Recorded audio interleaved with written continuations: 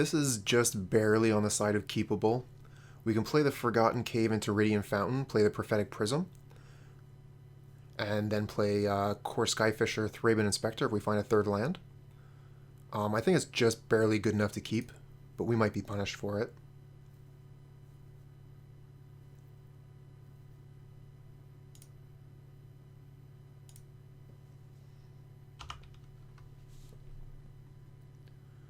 We are hoping to draw another land in the next 2 turns, but we'll have a couple draws to do that. Okay, so we're playing against a Fairies deck. Because it's just a basic island, that makes me think that this is going to be Dimir. If it were Izzet, they would definitely pay the extra money to have the snow-covered lands so that their Scred would be effective. But the Dimir list does not need the snow-covered lands. If you wanted to, you would still play them just to camouflage what you were playing for the first couple turns.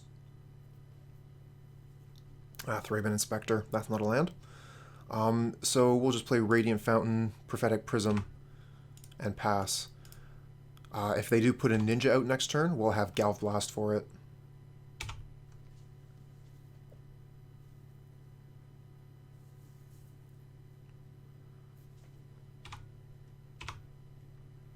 Okay, so no land means they're just going to be swinging in for 1.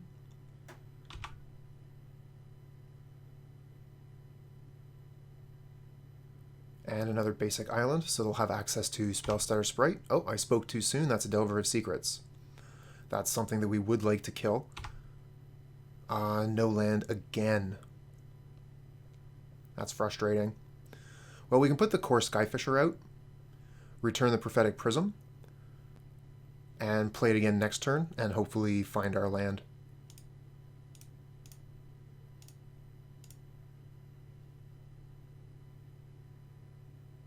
We could also return one of our lands to hand, but we're not getting any value from that, since it can't recast the spell. We might as well put the Prophetic Prism back to hand to draw the card.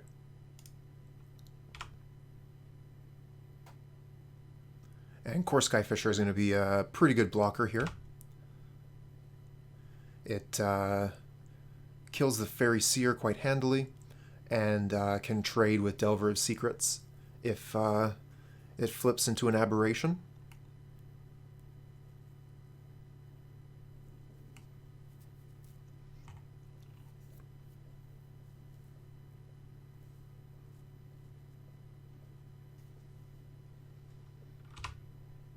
Okay, so they just brainstorm, so we expect the aberration to flip. They've shown us Agony Warp, and there's a Terramorphic Expanse.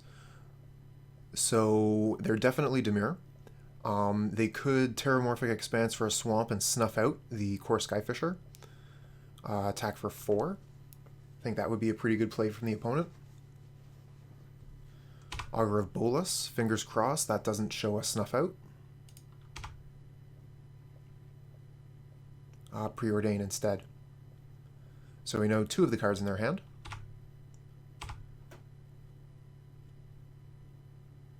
Okay, they do not offer the trade, so we'll just go ahead and take our turn. We do find a land on the top, finally. So I'm thinking I would probably like to Galv Blast the Aberration here, and then we could attack.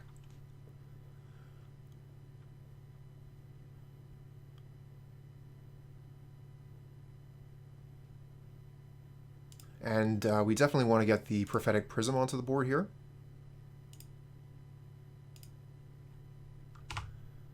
Finding Bojuka Bog, very nice. And let's see here. So we only have 2 artifacts right now. Galv Blast isn't going for 4 yet.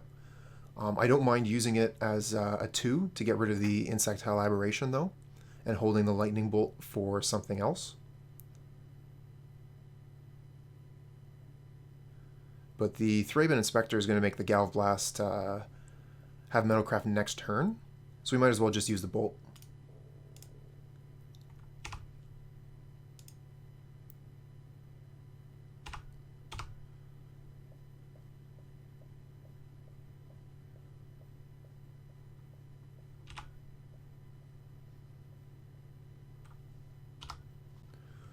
We're going to have to try and be aware of our shortcuts here. I've had a couple of games on Tuesday where my clock was going quite low. And a grindy matchup like this, we're definitely going to want to keep an eye on our clock. I wouldn't be surprised if this match is determined by time.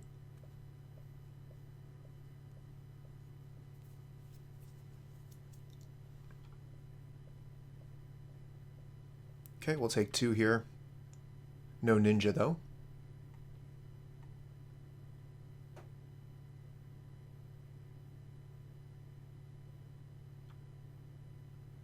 Okay, Journey to Nowhere. Let's see here. We're going to play the Inspector, play the Bojuka Bog, hold up the clue.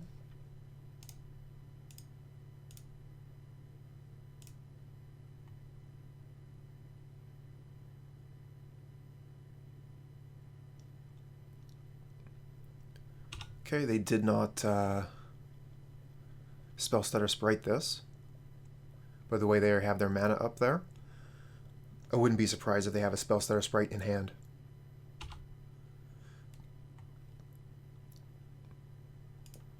Looks like our clock is slightly better than the opponent's here. We're going to continue on the attack.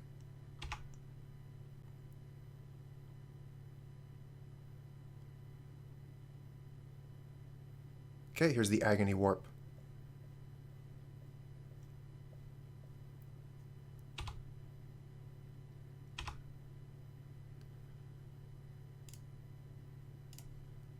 Okay, Bojuka Bog, get those cards out of the graveyard. It'll be more difficult for them to cast a Gurmag Angler this way.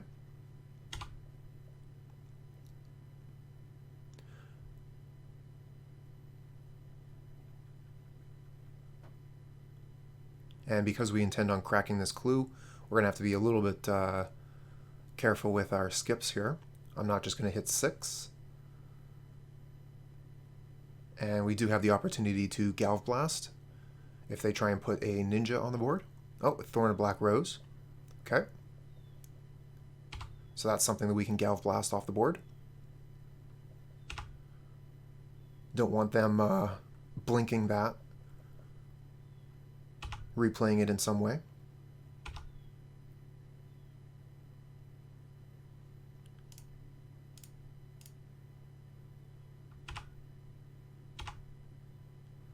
Okay, another Prophetic Prism. So we have access to 1, 2, 3 removal spells for the 3 creatures. We only really need to take out 2. We need to take out the Thorn and the Augur, and then we can attack. So we do have enough mana for that,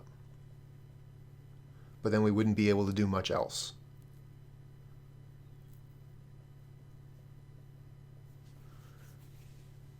We could also play Kor Skyfisher, return... We're really kind of cut off on our white mana here. That's unfortunate. I think I would like to get Kor Skyfisher down and to kill the Thorn of the Black Rose. Maybe killing the Thorn isn't that important.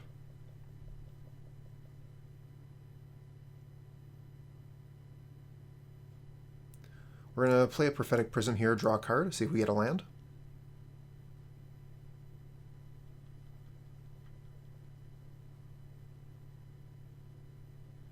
And this will even out our white mana a little bit. Come on, opponent.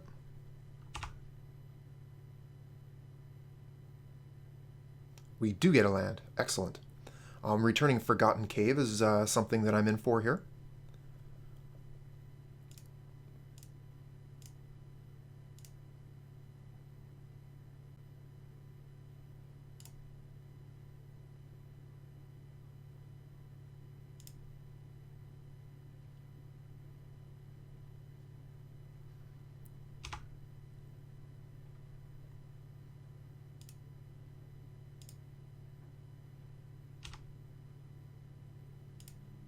We'll be able to cycle that on a later turn, and we'll just have to pass for now. That does mean the opponent has the Monarch for 2 turns here, which is quite good for them. If we can manage to steal it, that's that's really what we're looking to be doing. And Kor Skyfisher is one of the ways we can do that.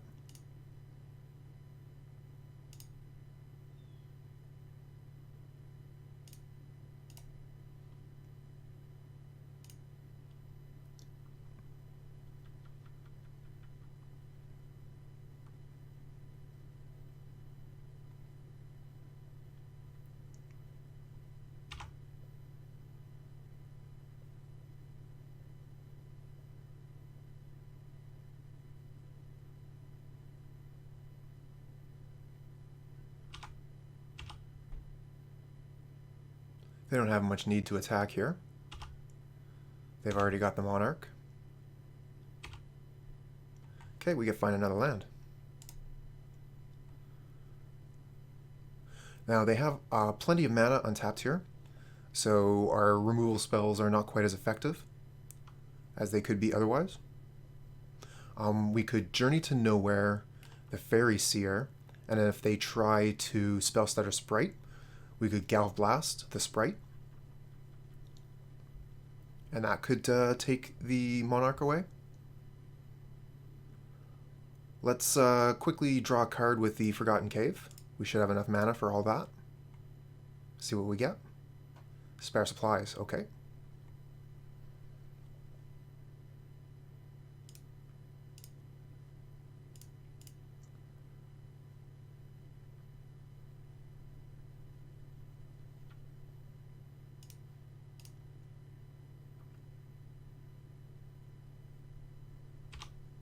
Okay, so they allow us to take the flyer off the board here. They must have an answer as a removal spell for the Skyfisher. We could Reap the Graves afterwards to get it back, along with the other one in the graveyard. Let's move in for attacks and see what happens.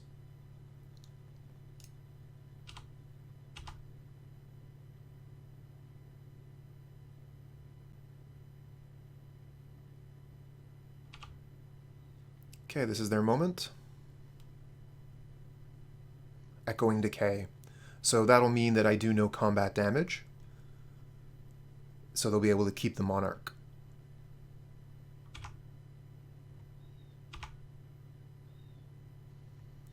I think that I want to play probably Prophetic Prism, Thraben Inspector here. I could also hold up Galvanic Blast. Would like to get another creature on the board, though. More creatures on the board means more chances to take the Monarch back.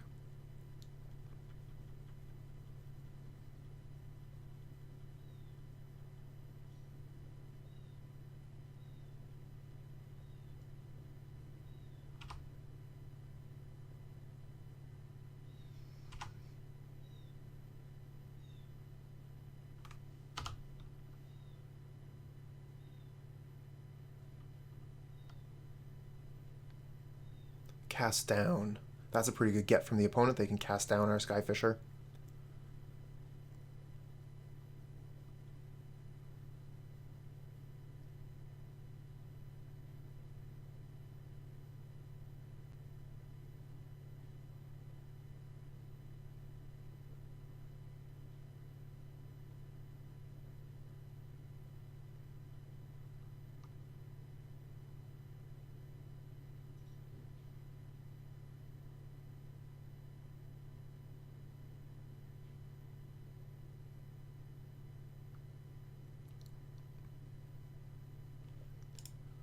Okay, so we're finding our lands now.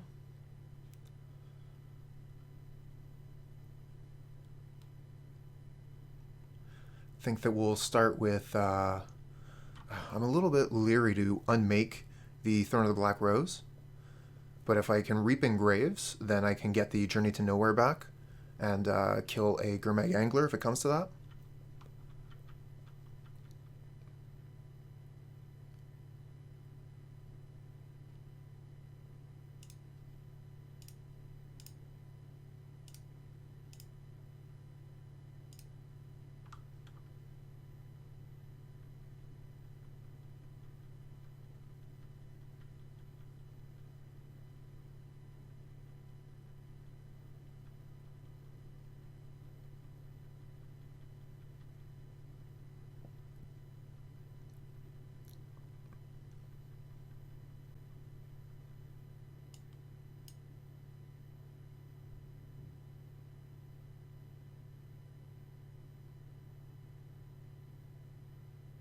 Okay.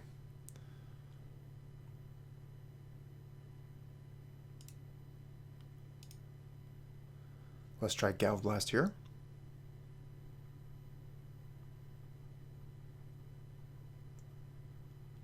All this just to try and take the Monarch. Be so much easier if we could just draw Palace Sentinels. Counterspell. Okay, and they still have the mana up to be able to do their thing. Kind of wish I had, oh, what's the name of the card we used to play before Spare Supplies? It said that a creature could not attack or block this turn, so that would have been quite nice here.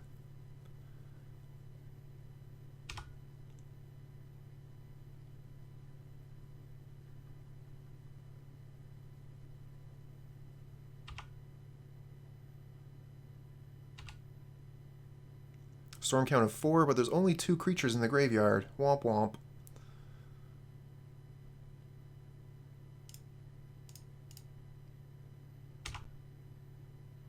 Oh, the Galv Blast late.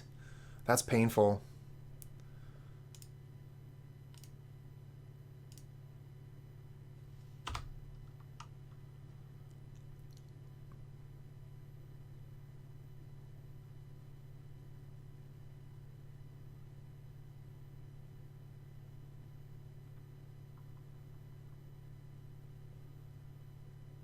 Good morning, Crown.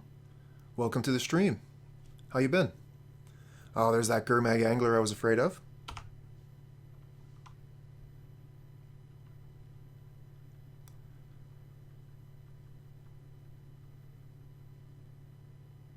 I'm doing okay as well.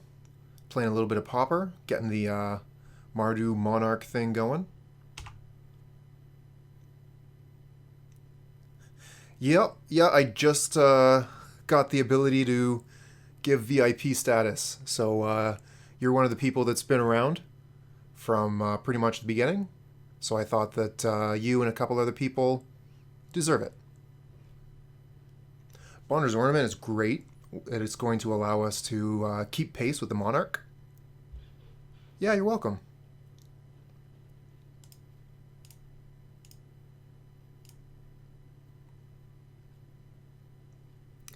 And we can also Reap the Graves here to get our 2 Kor Skyfishers back. Or we can hold the mana up for the drawing cards with the Ornament. I would like to get my Kor Skyfishers back, but I wouldn't be able to play them this turn, I don't think. Oh no, we could play one. Okay. So we'll go ahead and Reap the Graves then.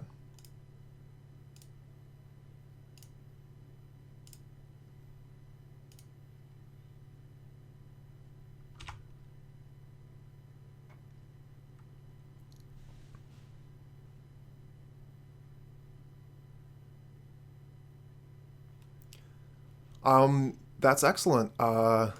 It's been some time since I've played any of the Monarch decks, so yeah, I'd appreciate a little bit of a pointer here or there. Thinking I'd like to just go ahead and return the journey now. Let's see here.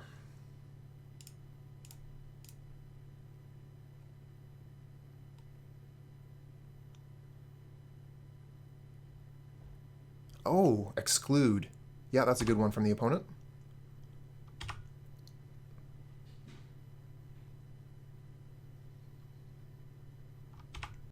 Opponent has had the Monarch for several turns now. They've drawn, I think, 5 cards, now 6 cards more than us. Got a 6-card hand on their side. So I'd say the advantage bar is on their side.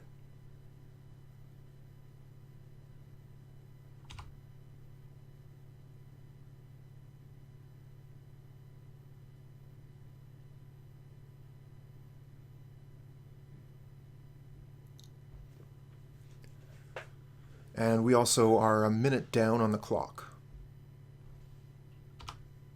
Should just be hitting 6 here.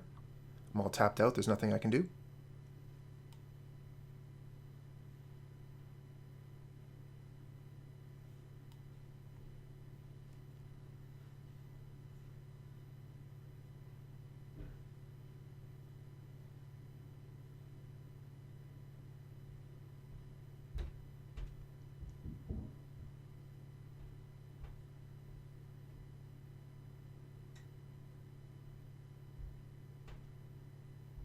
Is this another Gurmag Angler coming at me?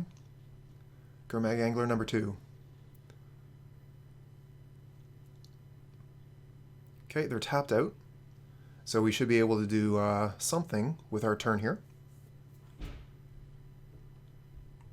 We're going to take the 5 here. We want to keep our creatures healthy so we can potentially steal the Monarch back. And we get Galv Blast.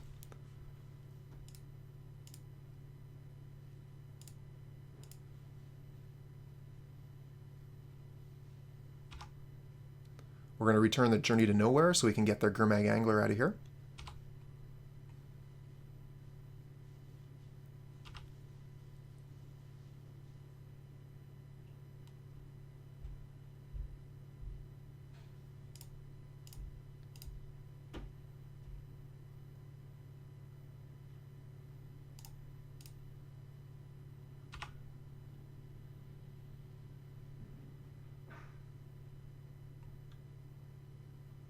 We have access to 1, 2, 3, 4 mana left. We don't have enough to activate the Ornament. I'm thinking probably just play Spare Supply, see what we draw.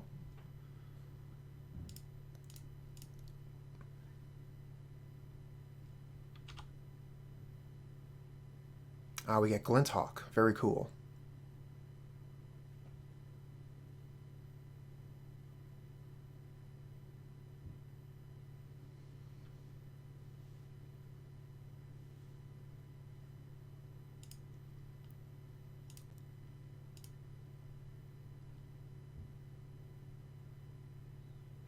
I think you're probably right. I'll keep my eye on that. I just felt like I'm under so much pressure because they've had the Monarch so long. I wanted to try and get that going, but you're right. It could potentially draw us, like 5 cards in a turn. And, we still haven't taken the Monarch back, so... In any event, we can kill one of their creatures here.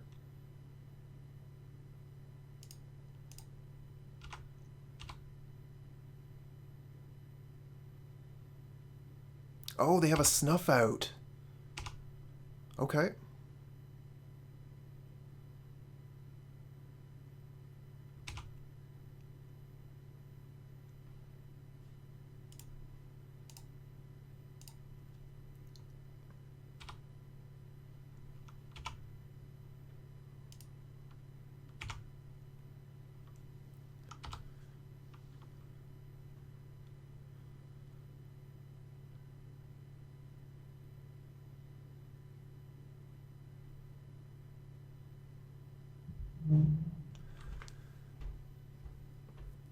Yeah, it is.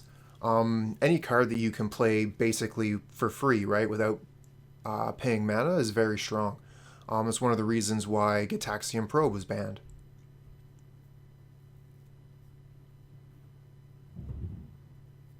Gitaxian Probe, fantastic Magic card.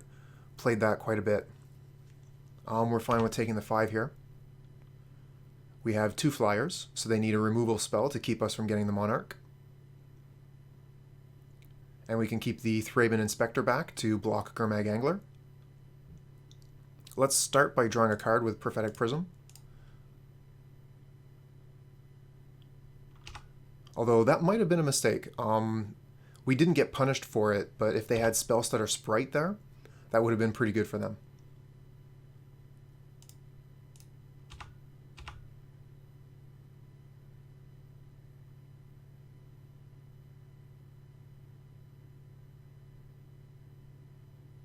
This looks like another Snuff Out, killing the Kor Skyfisher.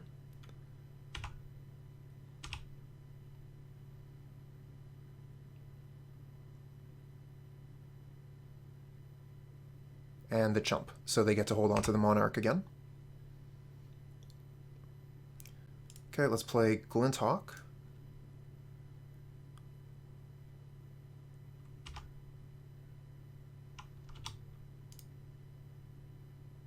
And we have 1, 2, 3, 4 mana, so we can use the Ornament if we want, or we can play the Prism to just draw a card.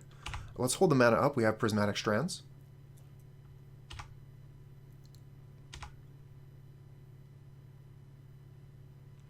Yeah, it's kind of surprising we haven't seen one yet. Spell Stutter is definitely one of their best cards.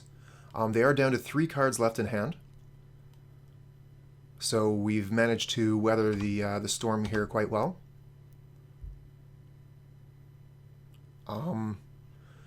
So let's see here. The question is, do we chump and lose the creature? Do we play the Prismatic Strands here?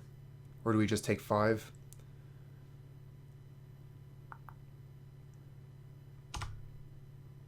Yeah, I like that too. We'll take it, and then we'll draw a card with the Ornament.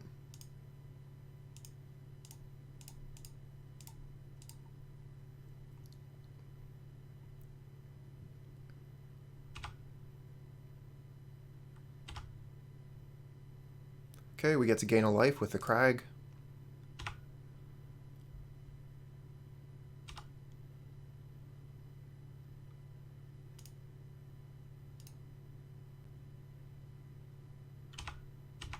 Okay, so we're putting all of our hopes on getting the Monarch and then just keeping it. Looks like we finally managed to take it. Excellent. We've been working at that pretty much the whole game.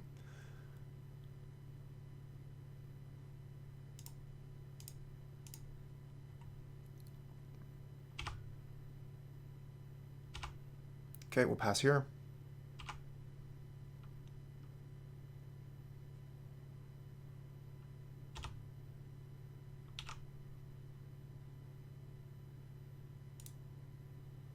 Oh, they got Counterspell off the top. That's pretty good for them. Good that we know about it. Okay, Echoing Truth on the Inspector. So we're going to be going down to 1 here. Oh no, we don't have a white creature that's untapped. That's a punt. We might just be dead. Their Counterspell for the Prismatic Strands is going to be really good here. Desperation, draw a card.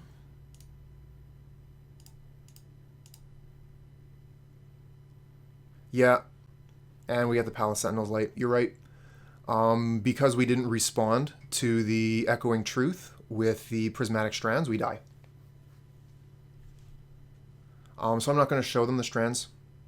We're just going to be dead. Hard fought, and we've got 11 minutes left to win 2 games.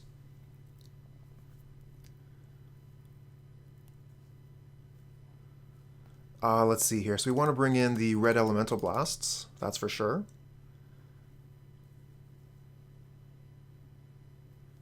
Yeah. Do you like the Suffocating Fumes in this matchup? We haven't seen Spell Stutter Sprite.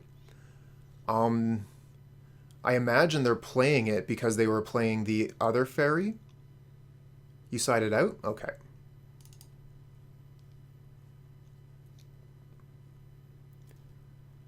We need a couple more cuts here. What are you thinking for cuts?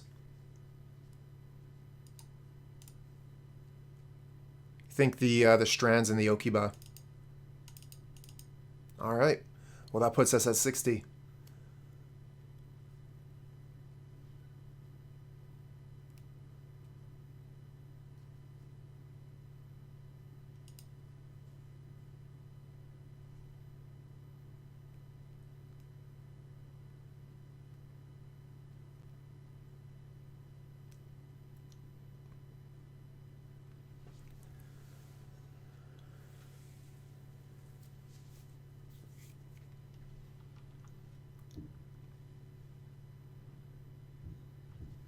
It's going to be getting a little bit tough here. We're going to have to make our decisions very quickly for the rest of this match.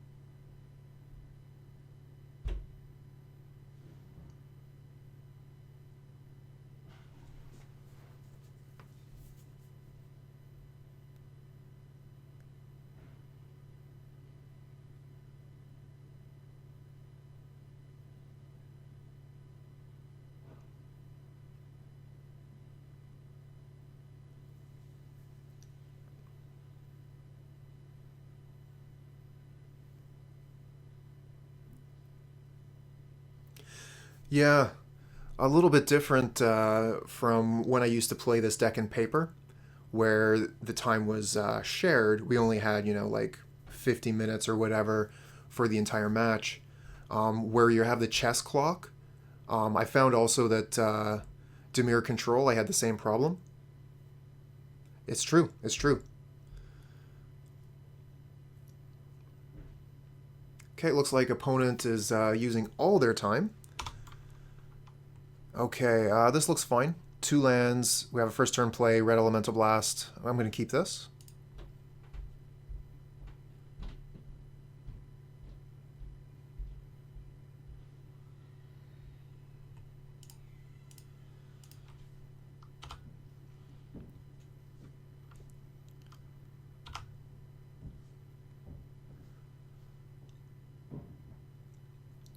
Thinking attack with Thraben Inspector, then play Kor Skyfisher on our turn.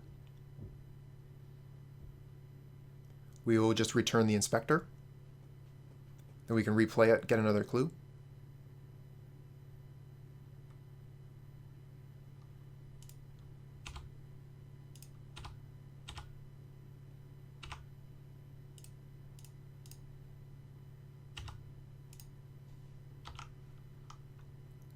Hoping for a land off the top.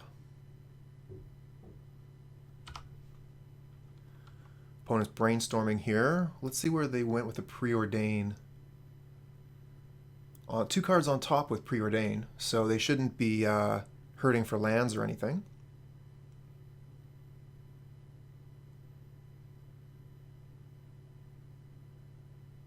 Every creature cycles itself, right. I mean, we were keeping up. They had the Monarch for basically the entire game. Oh, Great Furnace. Very nice. So we have access to Lightning Bolt and Red Elemental Blast. If we don't want to do either of those things, we can crack a clue. No, it's never easy.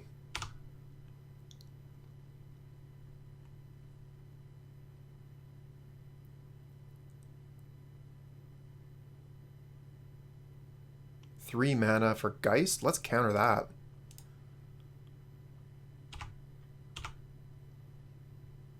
That's a great counter right there. Feel really good about that. Get another Kor Skyfisher. So we can return the Thraben Inspector again.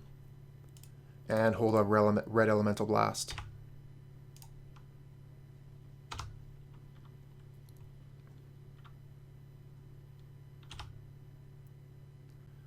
No interest in countering their cantrips. I want to counter their creatures.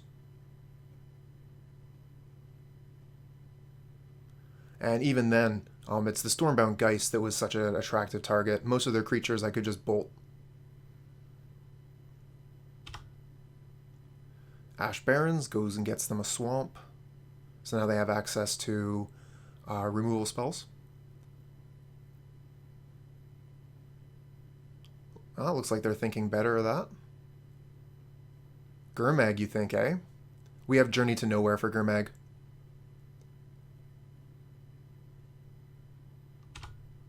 Okay, it looks like they're just going to be holding up mana.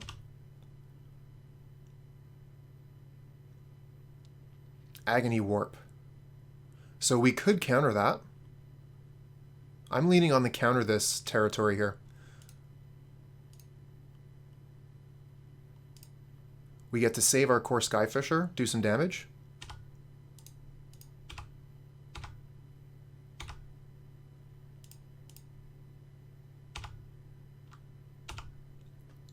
And now we're holding up quite a bit of reach here as well with the Galvanic Blast Lightning Bolt.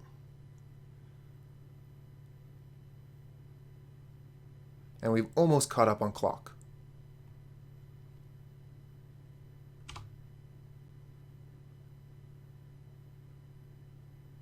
Okay, another swamp.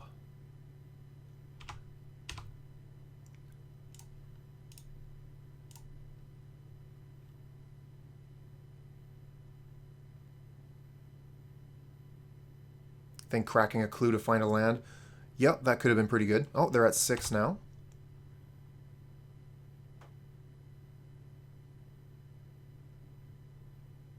Another Agony Warp. Okay. Let's crack a clue, see if we find Red Elemental Blast. We don't. Okay. Agony Warp will work.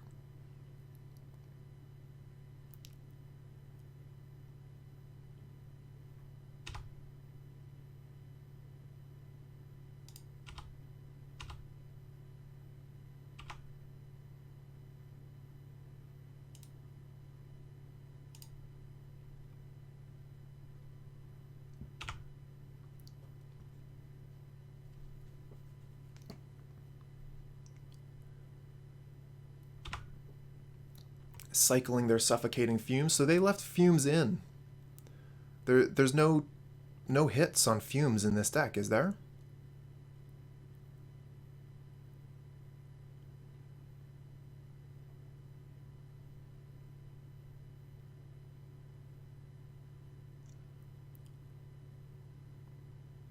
Oh, there's a Snuff Out. Okay.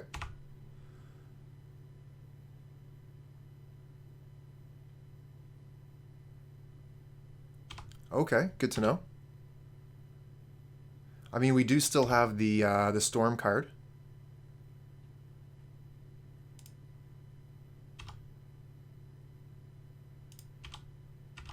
Unfortunately, we don't have anything to gain advantage with the Glint Hawk here yet. So we're going to crack a clue and see if we can find one. That's a nope. Alright, I still want to play it. So we'll just return the Ancient Den.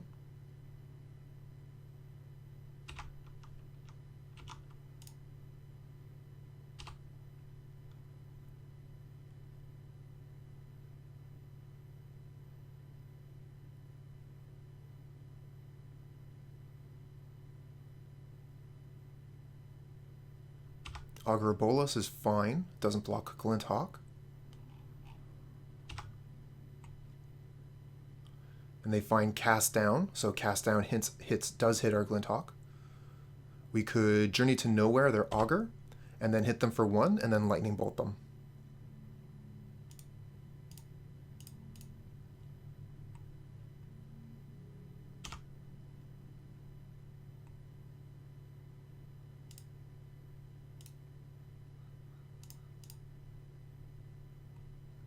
They could have Dispel, which would keep them alive.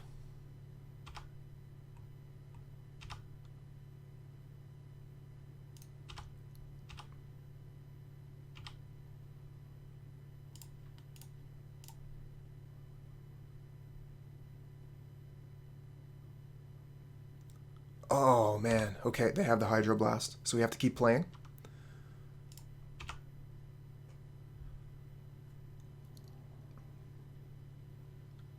And we're pretty much out of gas. We just have lands in hand at this point.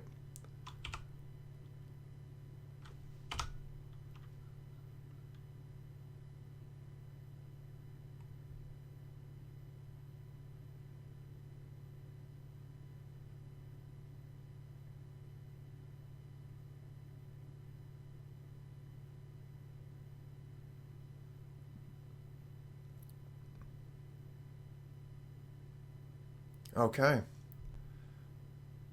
And we get another land off the top. Come on, deck. We're supposed to be drawing cards. Looks like opponent is passing through their turn. No, just to their second main phase.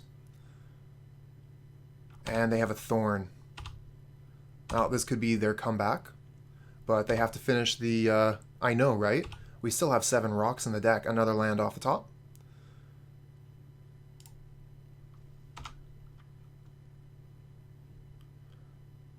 Okay, they have 7 minutes to do 22 damage. If they find Gurmag Angler, that's not too much of a problem.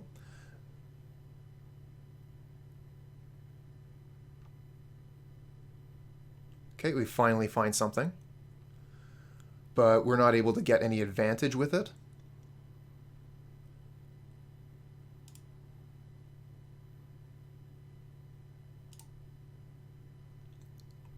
Usually Glint Hawk reads draw a card. Oh, they're going to counterspell that. That's fine.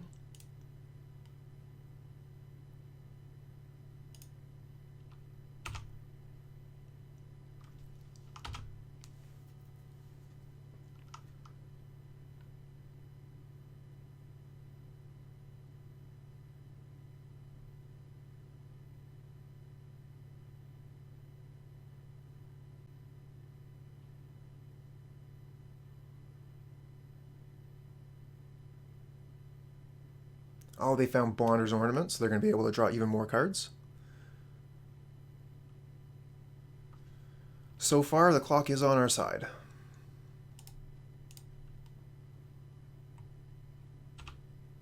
Surprised to not see a single Spellstutter sprite. I'm beginning to think that they don't actually play them. They're just playing Delvers instead. Bonder's Ornament will be really nice if this resolves.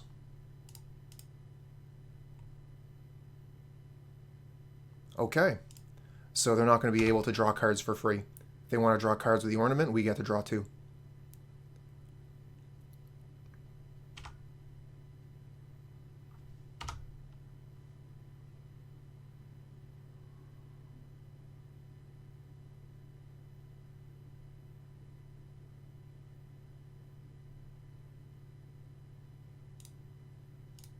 Okay, there's the Angler, so that's their clock. Hey, okay. So let's take the Monarch. No counterspell one time. Oh no, they have the counterspell. We could try Bonder's Ornament and try and find another red Elemental Blast here.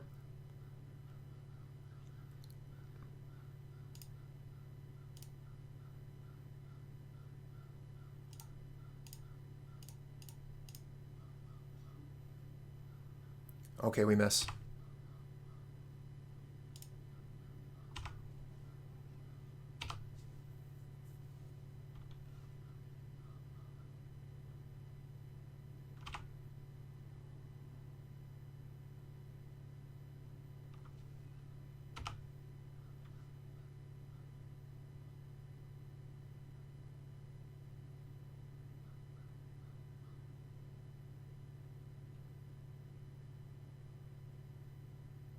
Okay, they went ahead and used the Relic, drew a cast down, and now they're going to be able to clock us quite quickly. 6 damage a turn won't take long. We find another Bonder's Ornament. Come on, deck. We're going to be drawing the opponent a card here.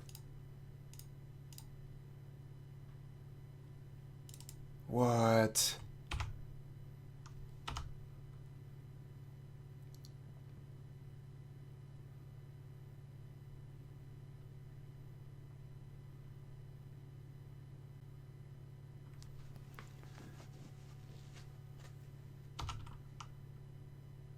Yeah, the lack of rocks, the abundance of lands.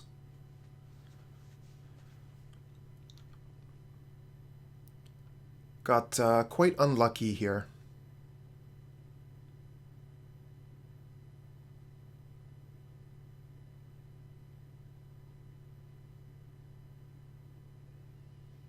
Another Gurmag Angler. And a Delver of Secrets, so we're pretty toast.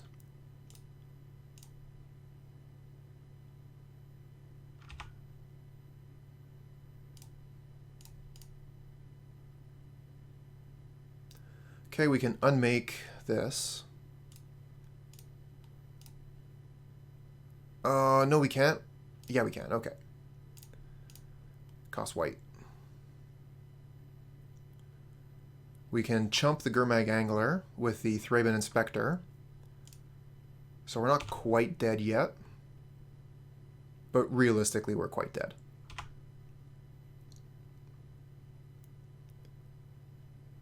Reveals Dispel.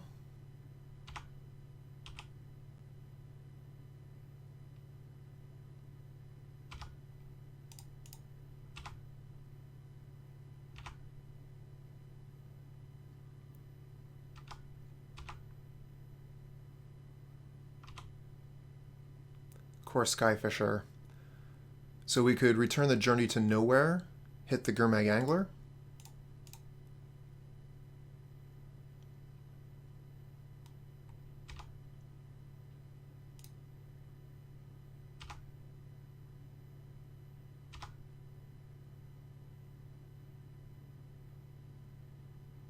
Watch they draw Counterspell with this Augur. Oh, Oh, that's what they did too. That's what they did. They drew Counterspell with the Augur. Alright, that's a concession.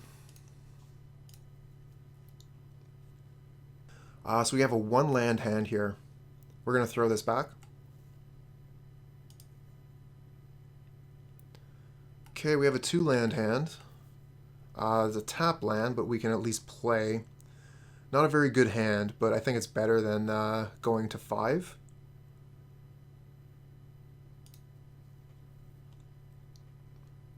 And I think we get rid of the Suffocating Fumes here. Although getting rid of one of the Galvanic Blast would probably be fine. Suffocating Fumes. Yeah. Yeah, I hear that. What I'm thinking about the Suffocating Fumes here is that if it's not good in the matchup, we can cycle it. And if it is good in the matchup, it could be game-breaking. So I'm going to put a Galvanic Blast back instead. You think Fumes, eh?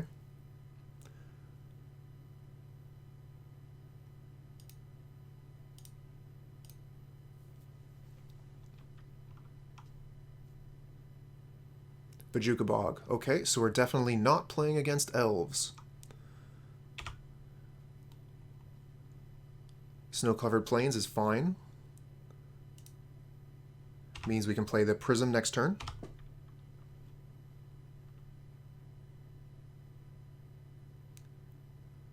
Are we playing against a black control deck, maybe? Bonder's Ornament. Ornament could be pretty good, depending on the opponent's list. Ash Barrens for a Plains. Okay, so we're playing against the Pestilence deck. Black-White Pestilence.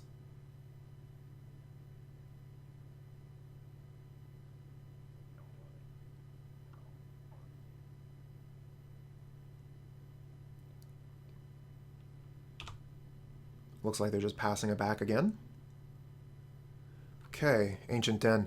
So I'm thinking about putting the Bonder's Ornament into play here. Alternatively, we could play the Glint Hawk, return Prism, play Prism. If we put the Bonder's Ornament to play, we can still play the Glint Hawk. So I like doing that.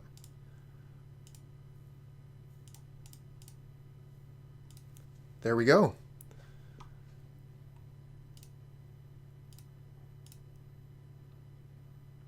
Why choose when you can do both? Just do it all.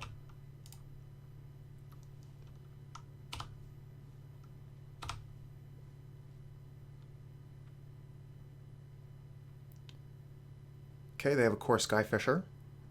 We have 1, 2, 3 artifacts with Prophetic Prism, so we can Galvanic Blast that out of the way. And Chainer's Edict, so we have to sacrifice our Glint Hawk. Unfortunate.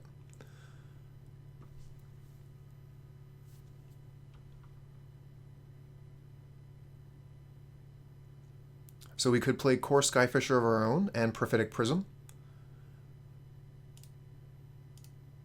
Let's see if we find a land with the Prism here. We miss. Okay.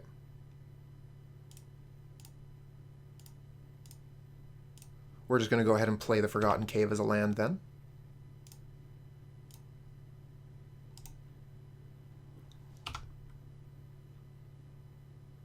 Oh, all right. Well, thanks a lot for dropping by, Crown. See you next time.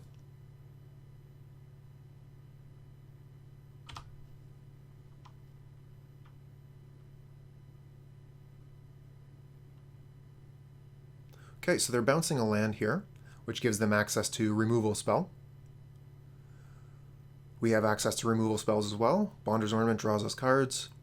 I think we're going to start with Prophetic Prism here, see what we draw. Get a land, very nice.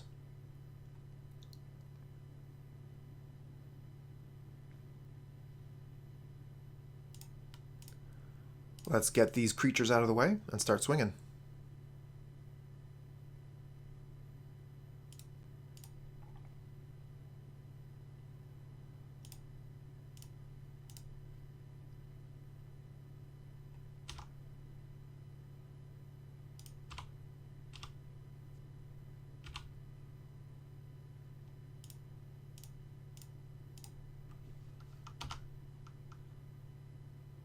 Lightning Bolt off the top, nice.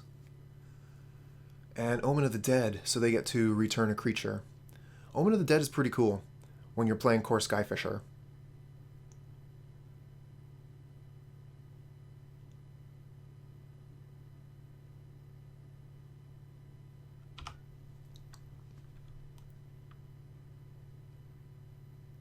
So we might want to end up Journey to Nowhere on one of these things so that they can't continuously be getting it back turn after turn after turn after turn. We have access to 1, 2, 3, 4, 5 mana, so if we use the Journey to Nowhere, we don't have access to the Ornament. We could unmake the creature as well, but I want to keep that for their Guardian of the Guild Pact.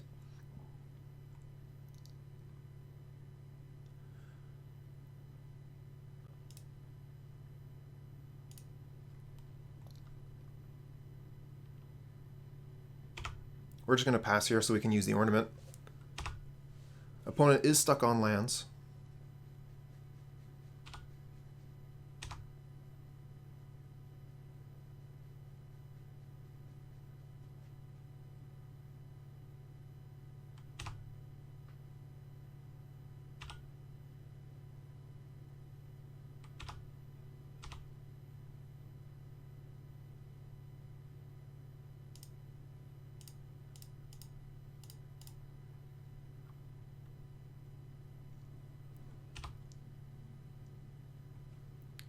Bojuka Bog, very nice.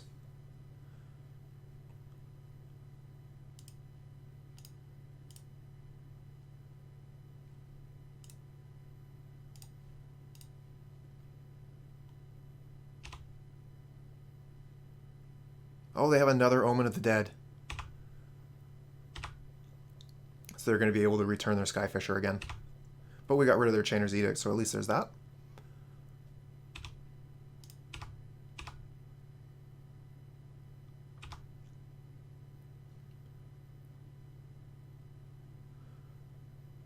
I'm going to leave this Kor Skyfisher in hand just so I can draw a card with the Ornament again.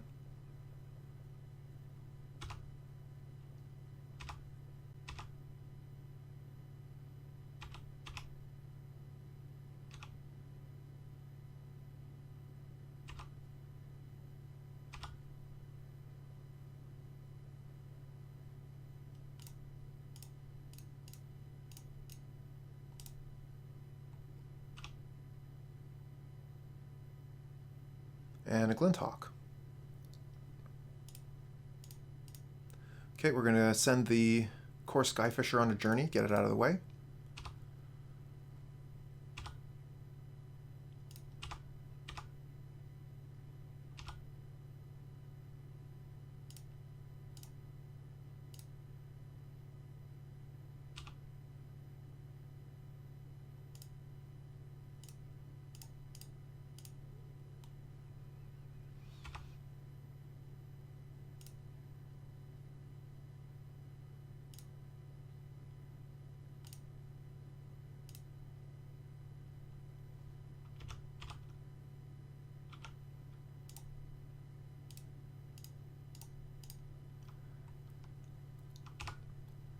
Drawing a lot of cards here with our rock. And then we just pass.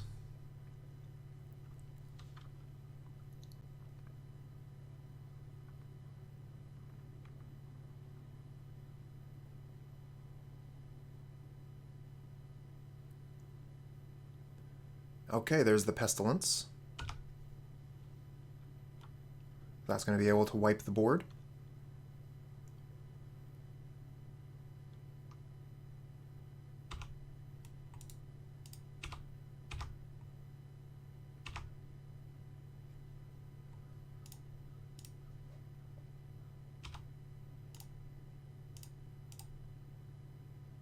Oh, Palace Sentinels is nice. That gets us the Monarch.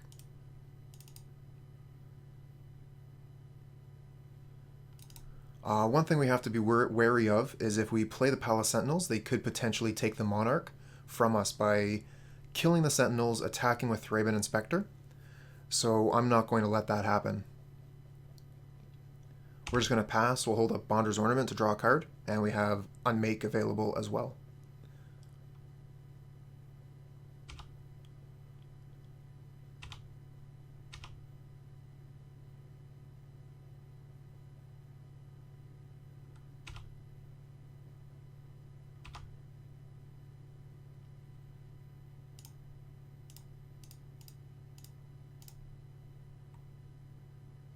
Galvanic Blast is nice.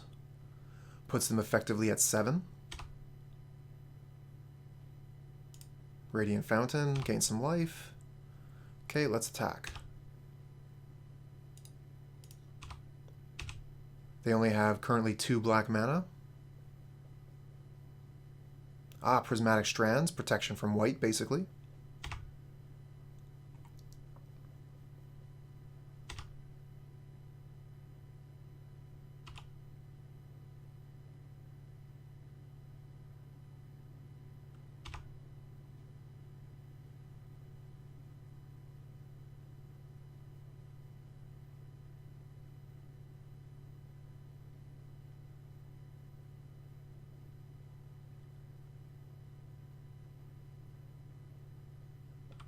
Okay, so they get a Bonder's Ornament. We're going to go ahead and draw a card first.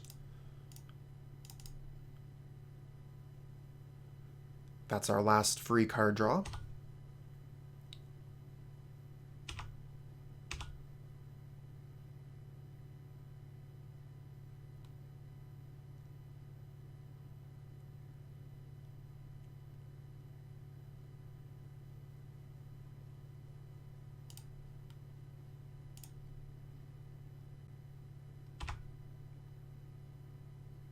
Another Kor Skyfisher. Cool. Let's get them to use the Prismatic Strands again.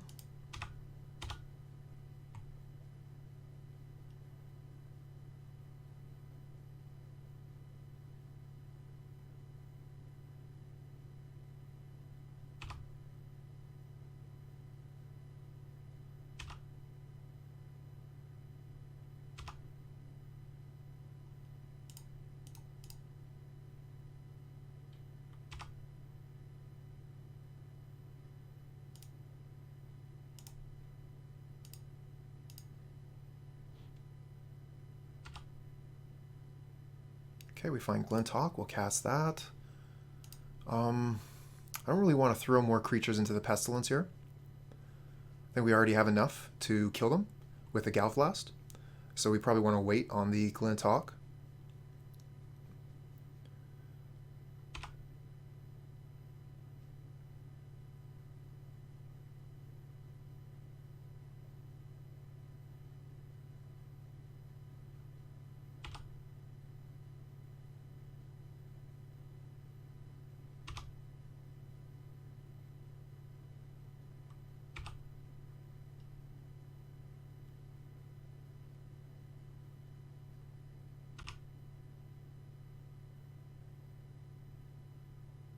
So we could Galvanic Blast their Kor Skyfisher, which will take Pestilence off the board.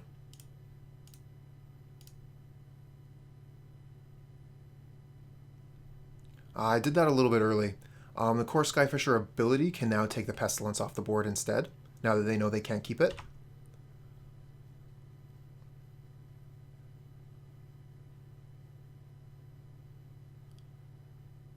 Okay, let's Reap the Graves.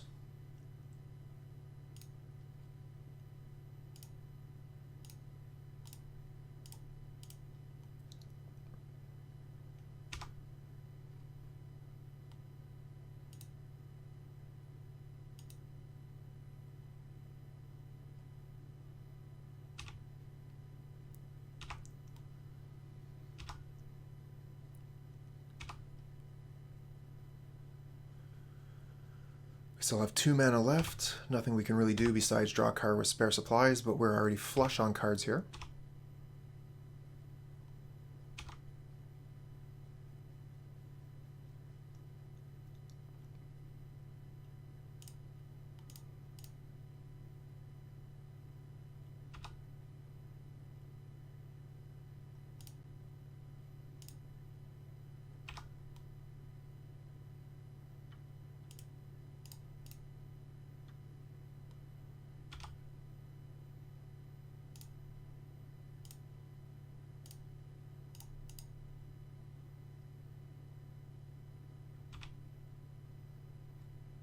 Lightning Bolt's good. And I think we'll play the Palace Sentinels as well. Get the Monarch. And then we'll Lightning Bolt the opponent just so we don't have to discard a card.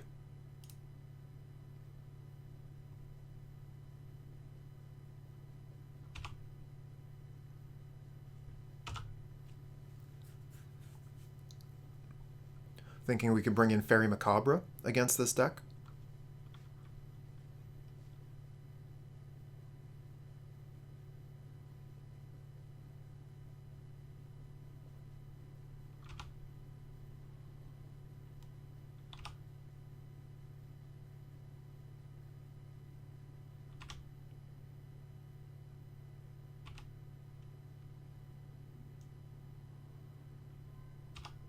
Okay, we have 2 removal spells for their creatures and lethal damage. Oh, Okiba-Gang Shinobi, that's cool.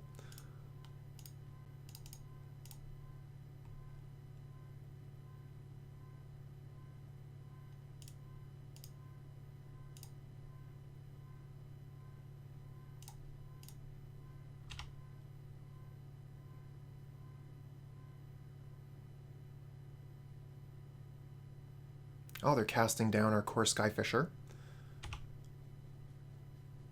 But with the Okiba-Gang, we still have lethal.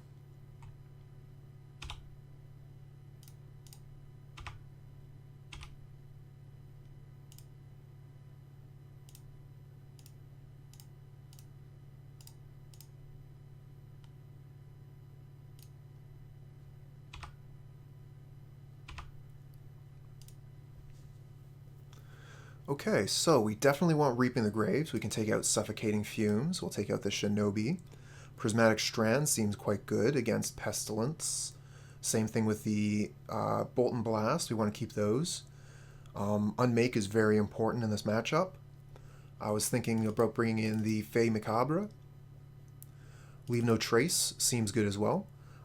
Being able to destroy the Pestilence.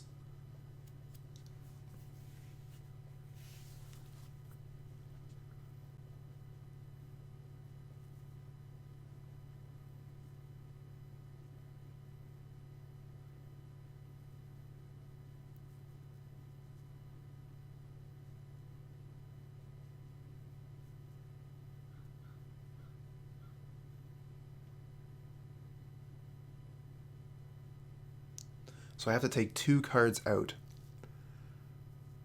I'm considering taking out my 2 toughness creatures.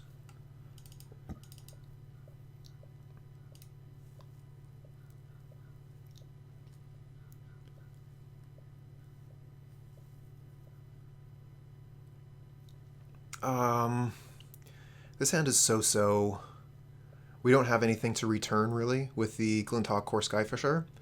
Bonder's Ornament is quite good, though. I'm going to keep basically on the Bonder's Ornament here. And hope that we draw some better cards.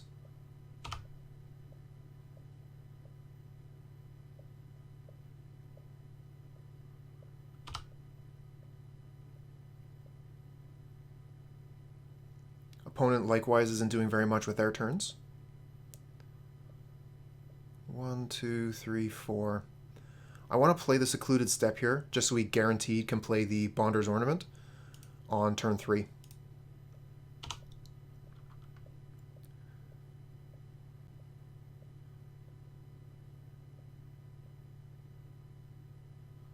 Lone Missionary? Yeah, sure, whatever.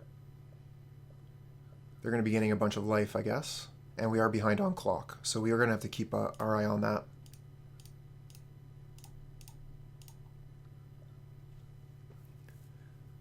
We could play the Glint Hawk here, but then we'd have to return either Ancient Den or Bonder's Ornament. I'm not into that.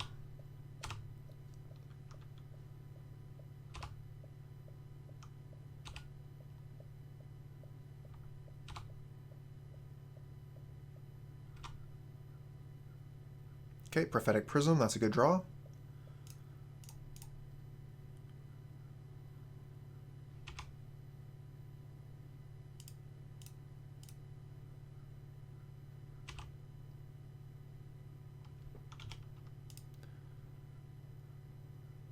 That's a little bit of a punt. I should have played the Kor Skyfisher there instead. I had an extra mana with the Ornament.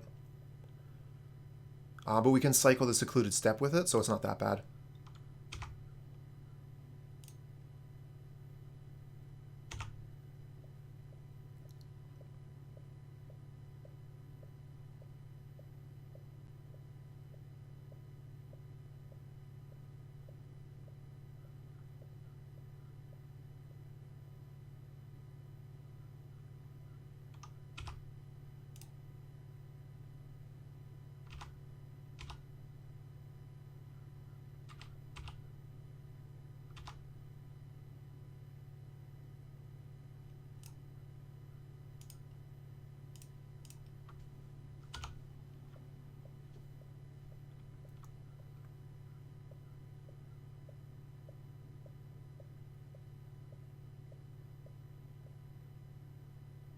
Okay, Journey to Nowhere.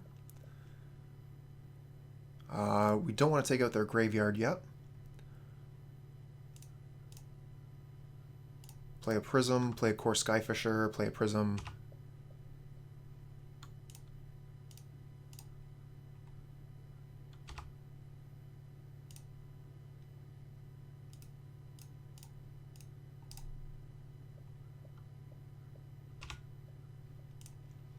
Okay, we're done for the turn.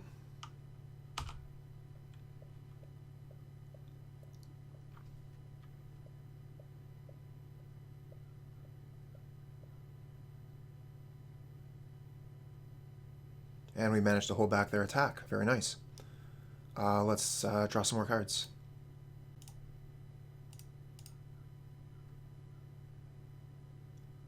Probably should have attacked first.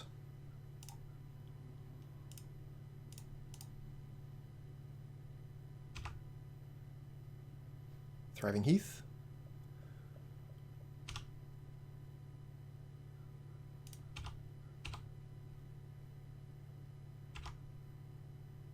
Okay, we got some damage in.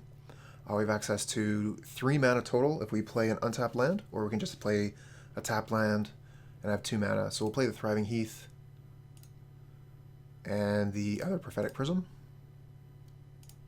Our mana's pretty good. Let's play Spare Supplies instead.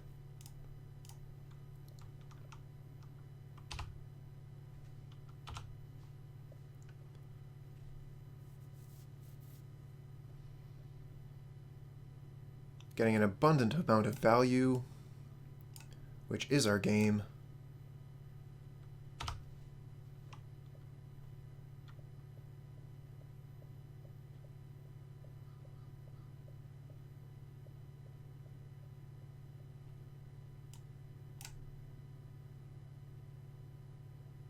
Seven mana. Is this a Chainer's Edict? Okay. Galvanic Blast. Cool.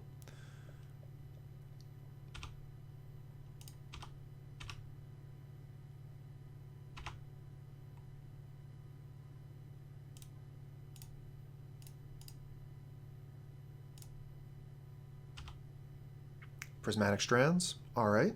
That could be good down the road.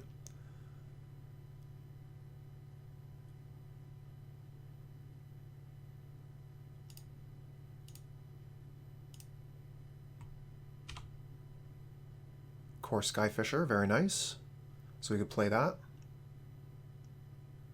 1, 2. We won't have enough for the Bonder's Ornament.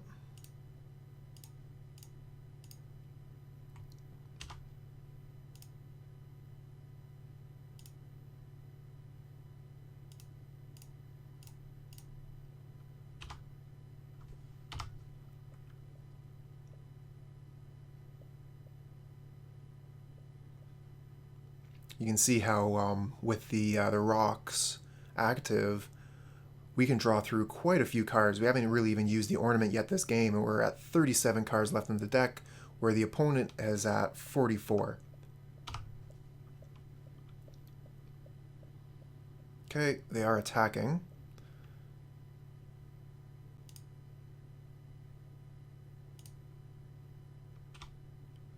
They have some sort of trick. I just don't really know what it could be. They might actually even have been looking to lose a creature so they could replay it. Oh, Crypt Rats.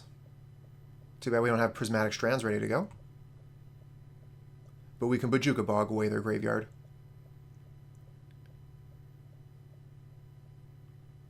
They do have 1 black up, so they could potentially keep their rats or something. Reaping the Graves, 1 turn too late.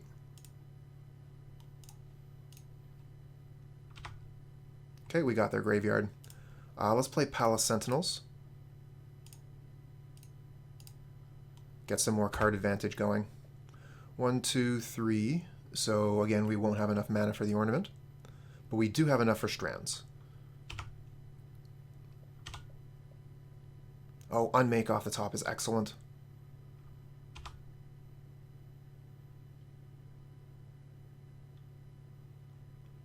Lone Missionary, so they'll gain some more life. Kor Skyfisher, they can return the Missionary, gain a bunch more life again.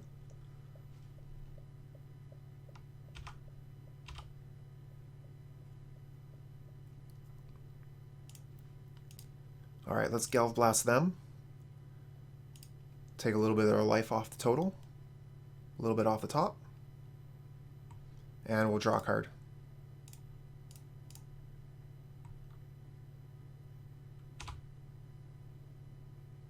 Okay, Bojuka Bog. That's not really something we need to be worrying about at the moment.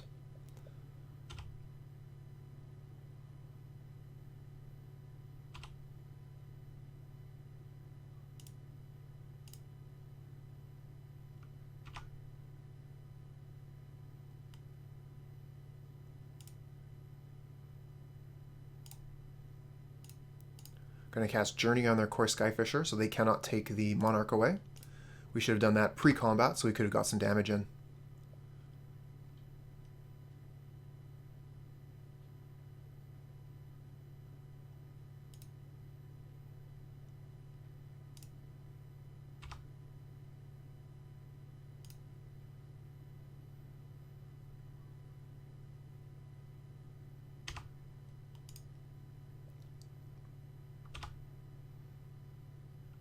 Another Galv Blast, very nice.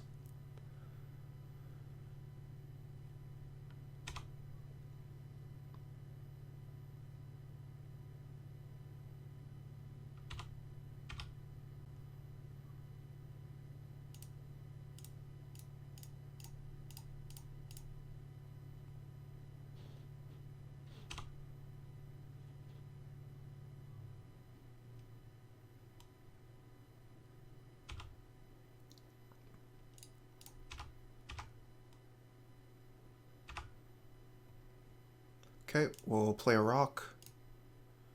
Still have half the cards left in our library here. No worry about drawing out. Okay, we find Lightning Bolt, very nice. We have 7 damage total in our hand right now.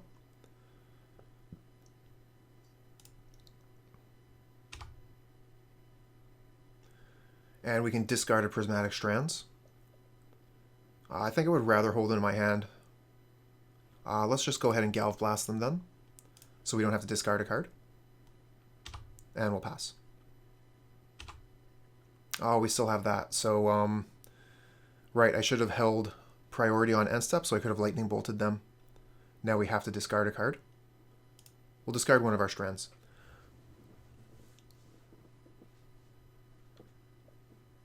And they have the Bog to clean up our strands. Maybe we should have just got rid of a Bog. Their graveyard here is no threat yet.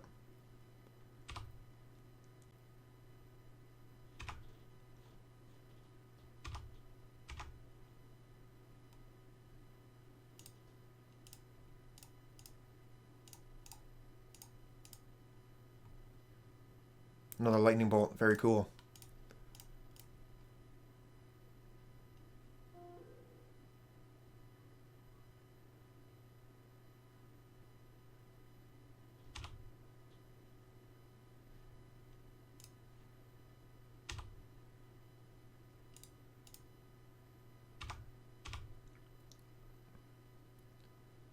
Okay, looks like no blocks.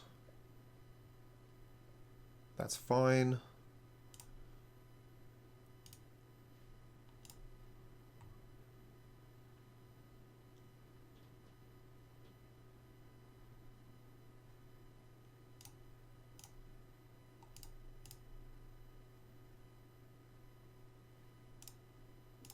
We'll just play Thraben Inspector here, makes like a good blocker.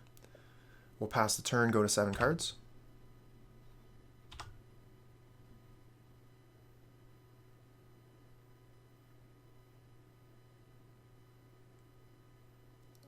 Quite a bit going on here. It's difficult to keep track of everything that's happening. Got a lot of permanents going on.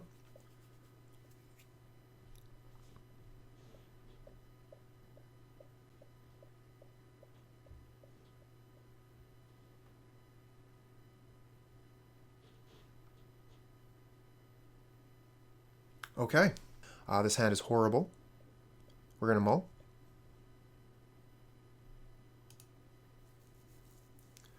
This is slightly better. We can keep this. I think we probably put the Prismatic Strands to the bottom.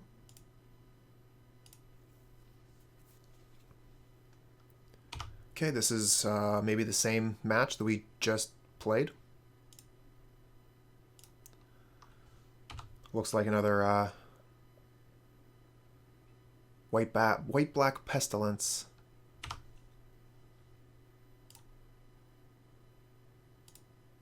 Okay, we'll play the Spare Supplies. Would have been nice if it were a Prism instead.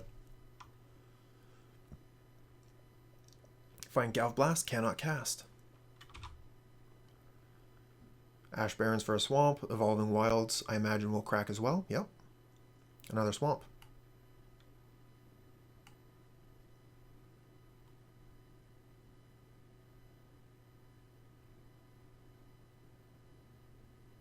Okay, they have their Bonder's Ornament. We are looking to draw a land to play ours.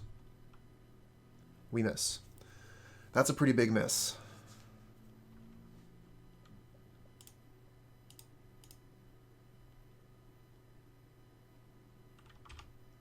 Okay, we're going to return Ancient Den here. Replay the Den, then we can play Glint Hawk and return the Spare Supplies.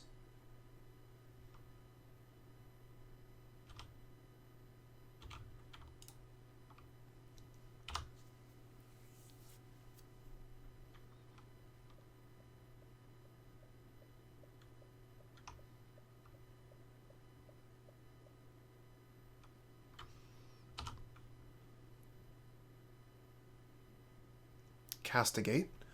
Okay, so what do they take here? Reaping the Graves, maybe?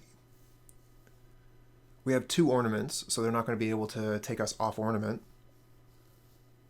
They take the Glint Hawk instead. Get rid of our creatures. Oh, they have a Spare Supplies of their own. Interesting.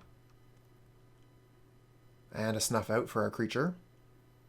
And we draw Glint Hawk off the top. So there's 2 ways of thinking about this. We could play the Spare Supplies and hope we draw an untapped land, or we could play the Glint Hawk, return a land, and then play the Spare Supplies. Either way, the turn starts with an attack. I'm going to play the Glint Hawk out first. This is more guaranteed value on the turn. We do miss out if we draw a land with it. We don't. Chainer's Edict. 1 bird is the same as the other in this case. And Spare Supplies. Okay, they're down to 3 cards in hand here. But Bonder's Ornament is going to turn that around right quick. Ah, another Glint Hawk. Come on, deck.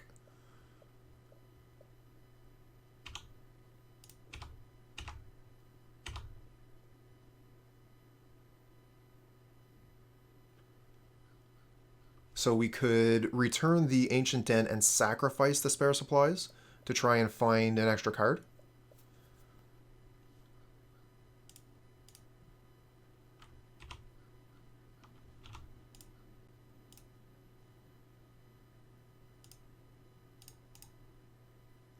Once again, we're missing out on lands. It is what it is.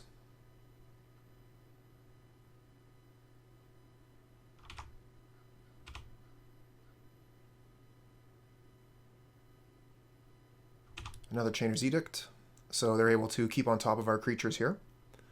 And Bojuka Bog means our Reaping the Grave is has nothing to find. No land again.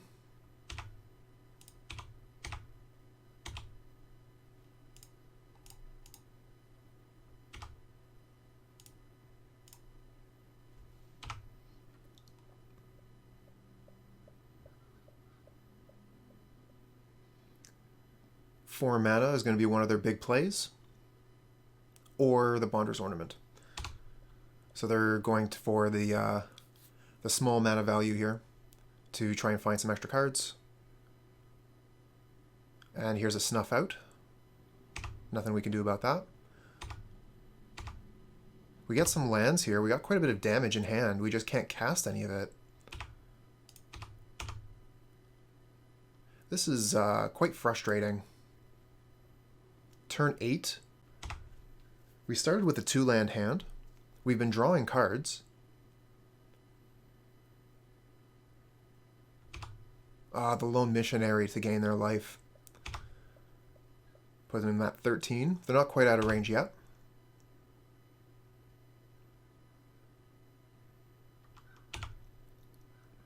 Thriving Heath. Okay, we'll name red with that.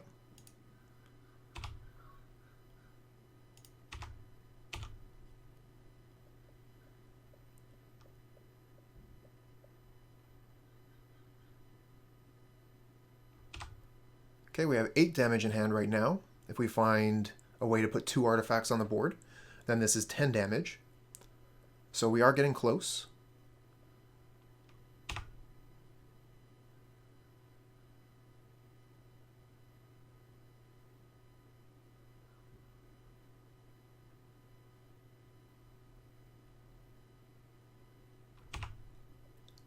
We're going to be able to play our own Ornament on our turn here. And that'll give us access to double red mana.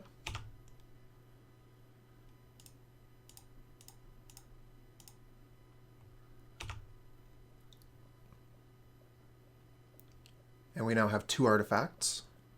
Oh, they gain more life. And there's the Guardian. That's a problem. They have Pestilence too? Nope, just another Guardian. So that's 6 a turn. So the clock is going to be quite close here.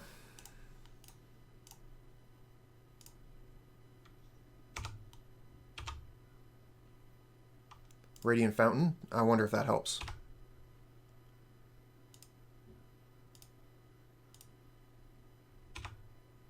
Another Galv Blast. Wonderful. And we have 3 artifacts. So we do have lethal damage in hand. We just don't have... Oh, we do. Geez. Okay. I think we can... Yeah, we have red here, and red here. So I think we actually have lethal.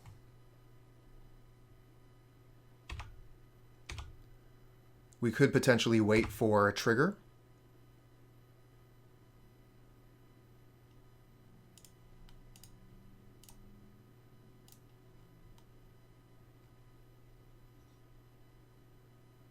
Prismatic Strands, okay. So that's why they were keeping that up.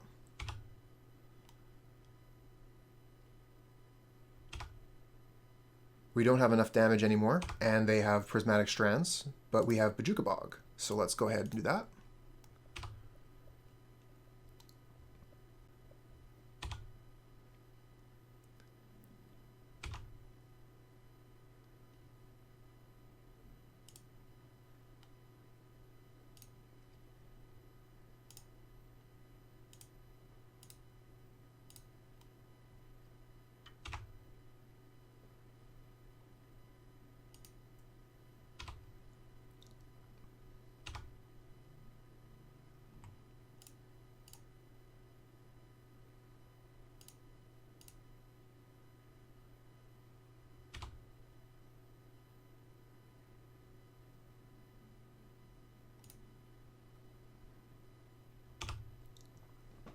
Turning into a close game now that we have some lands. We get to draw an extra card for that.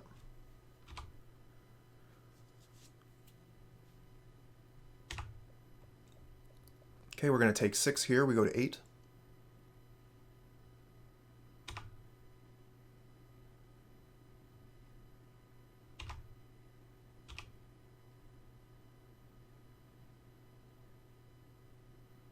Oh, Castigate. They can take one of our Galv Blasts with that.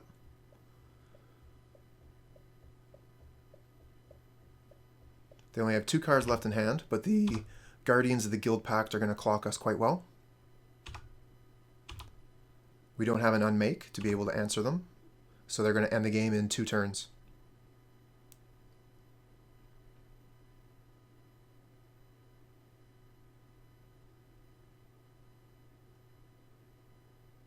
So we have 1, 2, 3, 4, 5, 6 mana. We could play 1, 2, 3, 4, and then still hold up Galv Blast and cycle Forgotten Cave.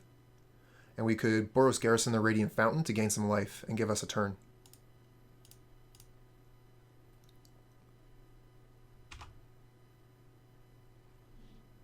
Oh, Thraben Inspector is quite nice there.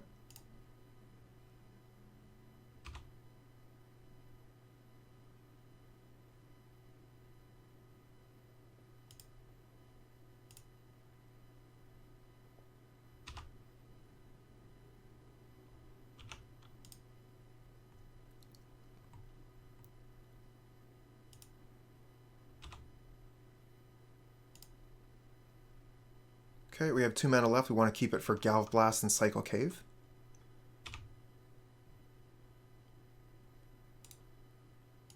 We should probably Galv Blast now, while they don't have access to Prismatic Strands.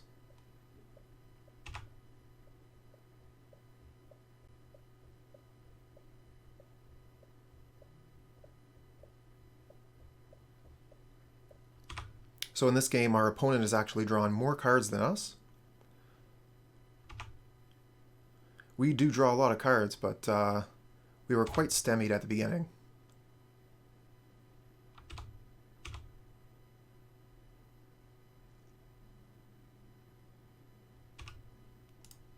Okay, we have to block the Missionary. That does mean that they might be able to return it.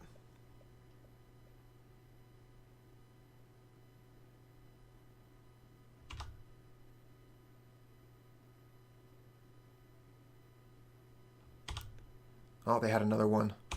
That's pretty much GG. We're not going to be able to get them down from 10.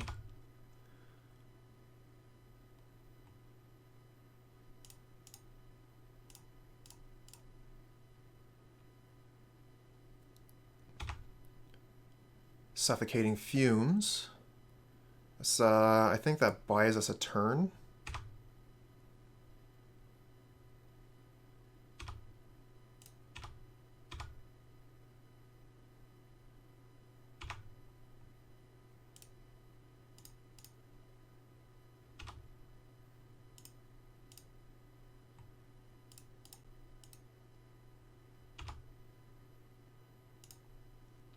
So we have 1, 2, 3, 4 mana left. If we want to play the Suffocating Fumes, we need to avoid playing the Prism here.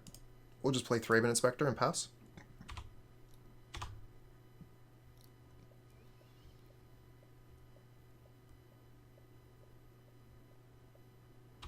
And they gain more life. It's difficult to kill you, opponent, when you keep on gaining life.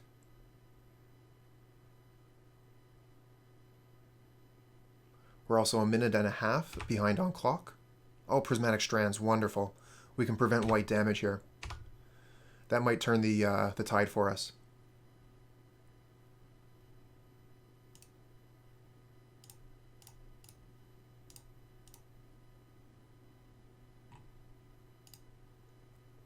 We should be able to survive 2 turns because of that alone.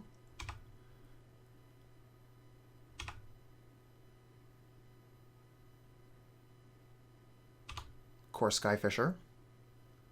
So that's a good blocker.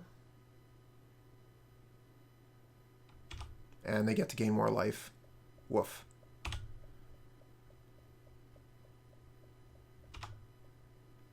Oh, Galv Blast. Very nice. We could Galv Blast their Skyfisher. Attack for 4.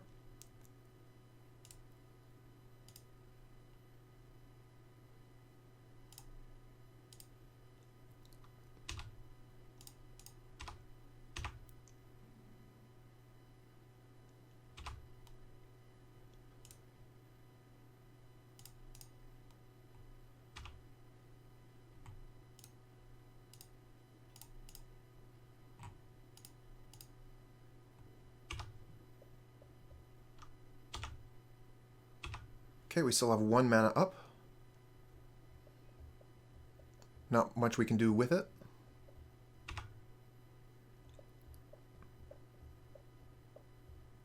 This has been a fascinating game. Very exciting. It turned from super frustrating to very interesting. Oh, there's a Pestilence. Okay, well that pretty much kills us, right? They have access to 5 mana. We could prevent black damage, but then we're going to be attacked.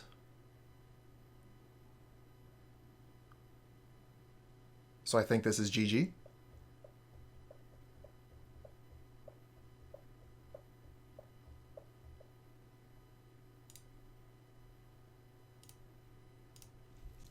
Good game, opponent. Now we're 2 minutes behind on the clock, so we're going to have to play quite quickly. We're going to want Leave No Trace and Faerie Macabre. And we'll take out...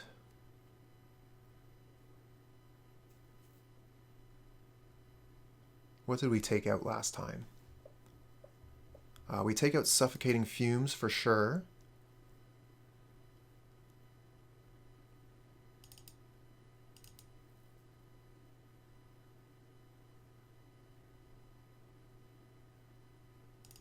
Okay.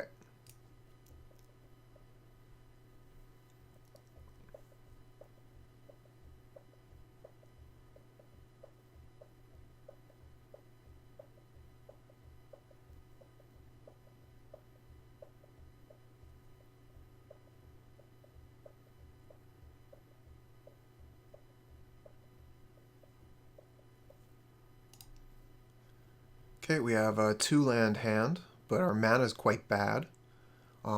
It's very aggressive, but I don't really like it. This is what we're talking about. This is a hand we can keep. Probably put the Strands back. Either that or the Galvanic Blast.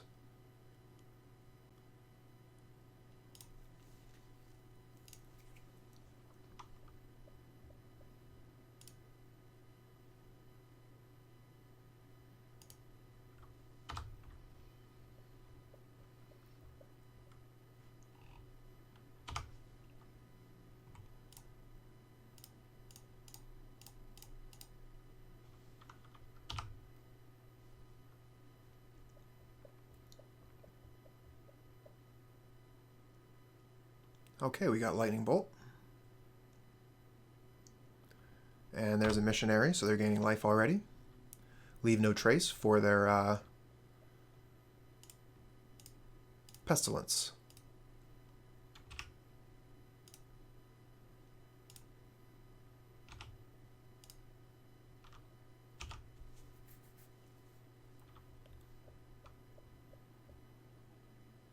Okay, killing our creature. Attacking for damage. No surprises what's going on here. They don't have the land though, so it looks like they're stuck on land this time.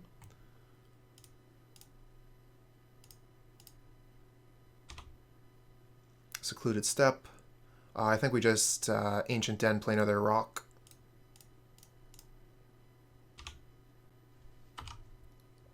No end to the lands for us. Secluded Steppe will draw a card though.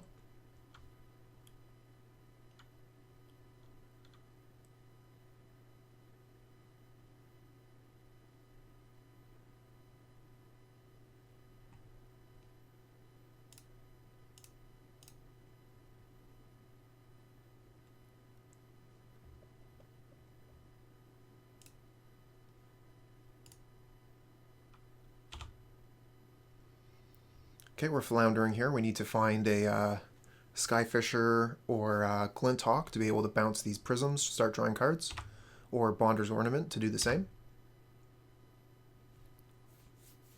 3 damage here, we're not worried about that.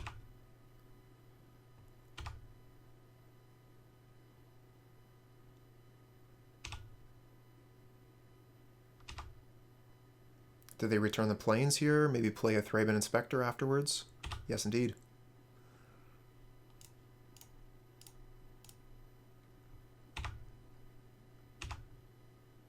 Okay, there it is, Kor Skyfisher. That's what we were looking for.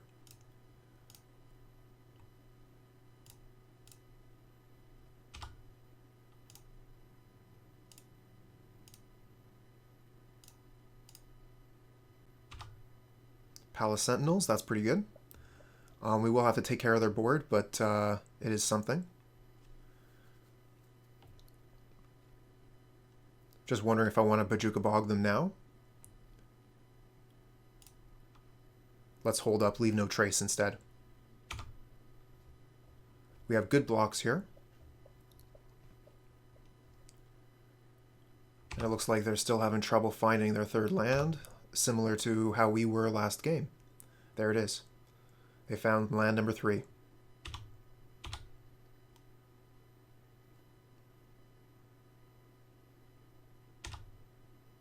Journey to Nowhere, another removal spell. 1, 2, 3, 4, 5, 6. So we don't have enough for Prismatic Strands if we play the Palace Sentinels this turn.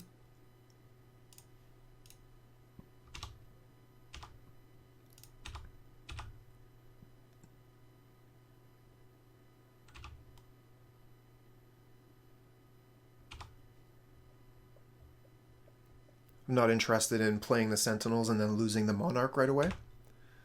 So we'll let them attack us.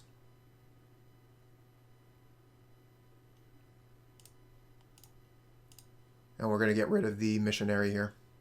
We're only going to take 2. That's no problem.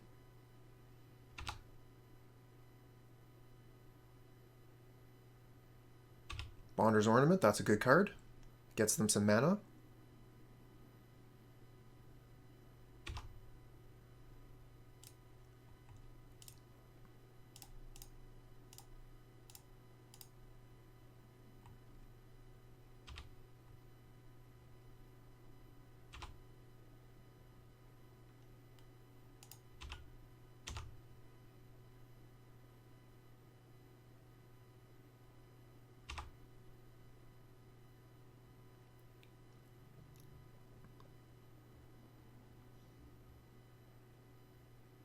Ah, Guardian of the Guild Pact, that's going to be a problem.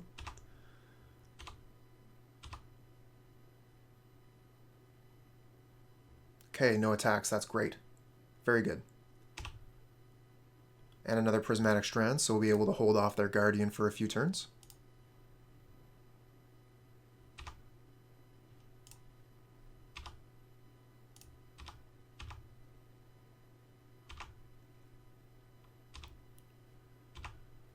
Drawing cards all the while.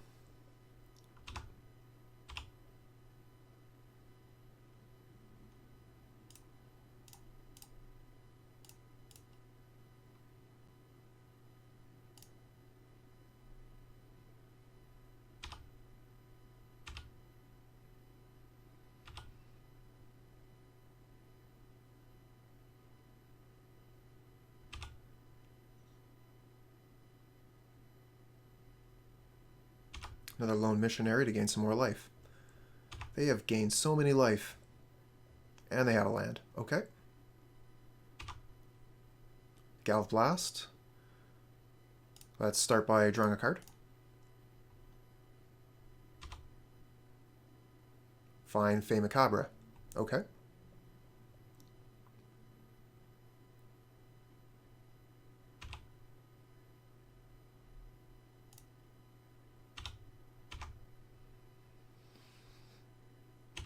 Quite difficult to clock them when they keep on drawing life gain.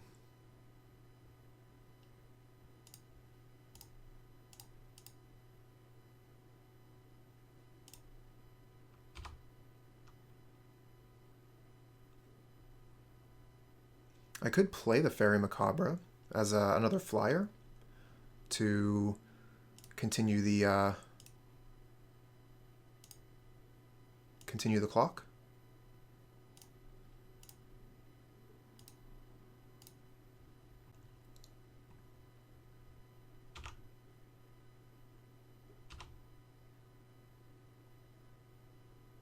Oh, very good. Oh, of course, they have Omen when after we play the Faerie Macabre. Makes sense, right? Yeah, nothing we can do about that. They're going to gain more life.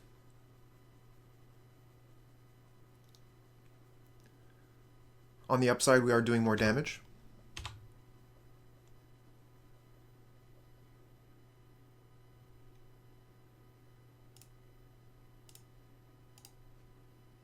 Let's keep the Monarch for another turn.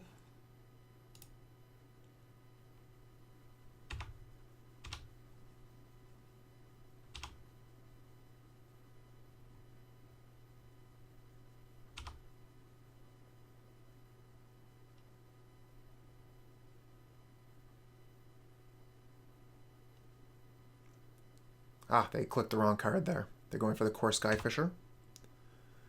So that's something we're going to have to Lightning Bolt. But of course, if we do, they just get it right back. Maybe I should have cast Leave No Trace there. Shoot.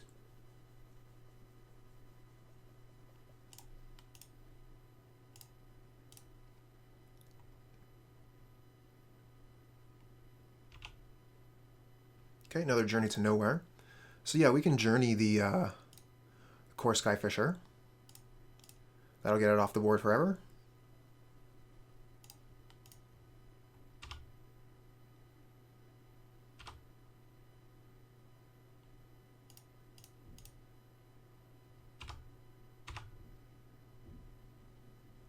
They probably just block with the Lone Missionary. Yeah, that's bad.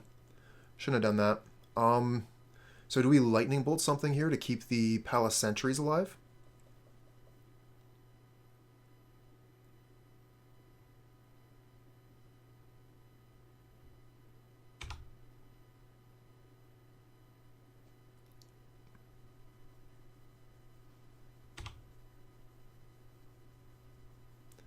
Starting to fumble here.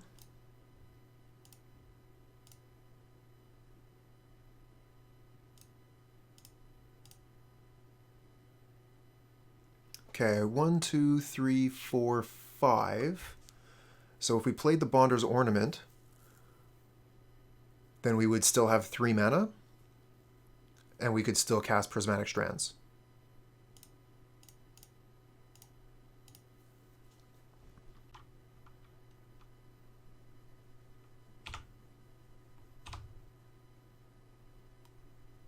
Glint Hawk, and we still have Prophetic Prisms to keep drawing cards.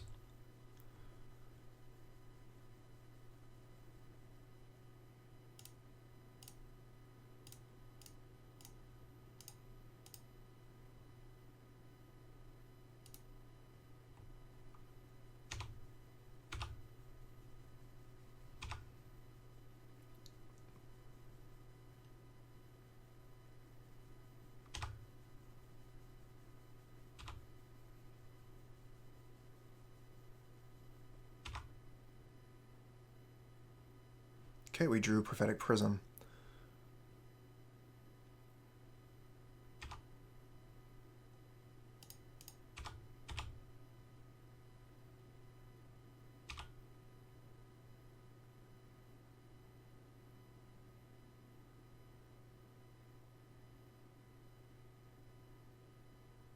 Unmake. Okay.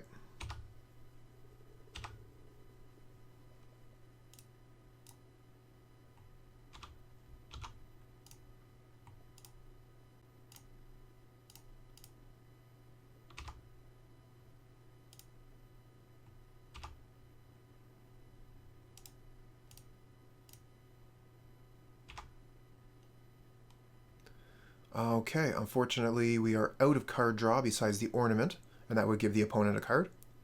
So we're going to have to pass. Reaping the Graves is pretty cool.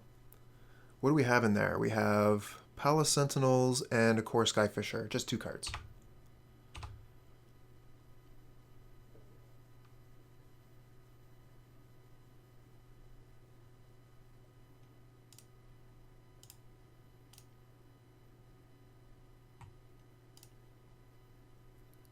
Okay, so that's the last turn that we get to keep the Monarch.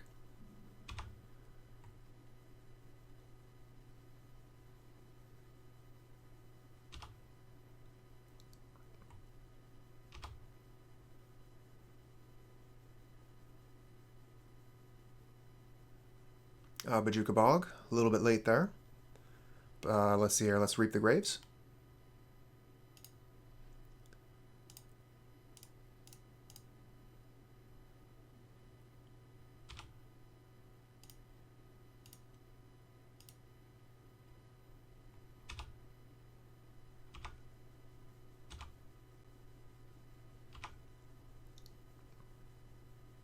Palace Sentinels will be good when we lose the Monarch, which is pretty inevitable. Let's go ahead and use this Lightning Bolt. Do we have any clues? We don't. Oh, Prismatic Strands on their side.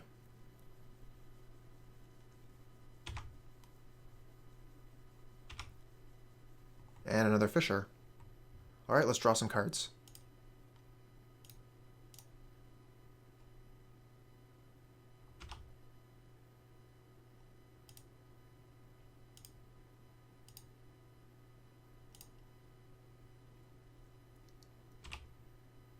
Looking for that Unmake. Oh, Galvanic Blast is pretty cool.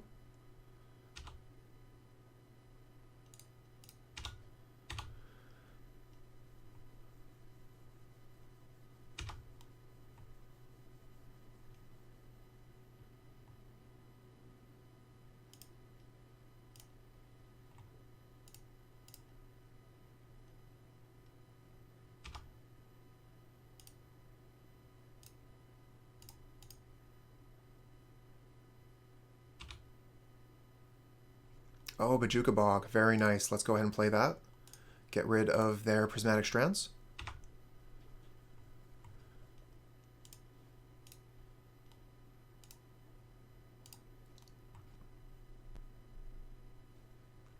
We have 3 mana left. We could keep it for Leave No Trace, or we could Journey something. Let's keep it.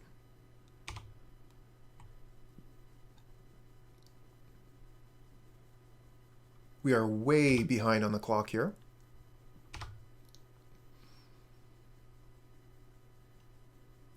An opponent is finally going to be able to take the Monarch away from us.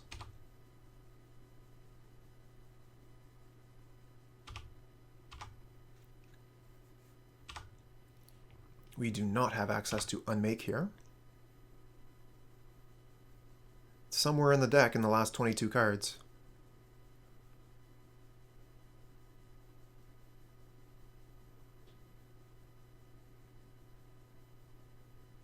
Chainer's Edict. Okay.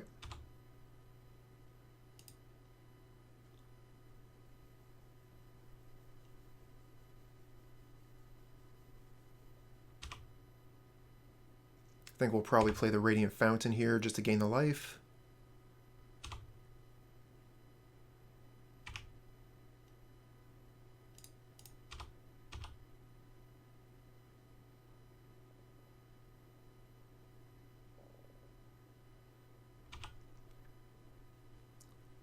Oh, they have another Strands? They do. Okay, so they're just going to take 2 here.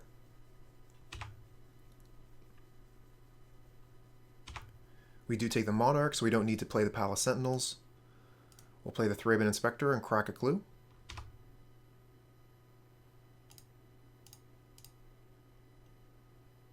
We get Lightning Bolt. Very cool. I don't want to Lightning Bolt them right now. They could tap a creature and prevent the damage.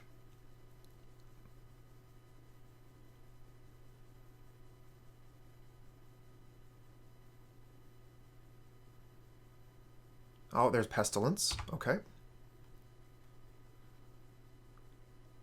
They have access to 3 black mana. So they can basically wipe our board here.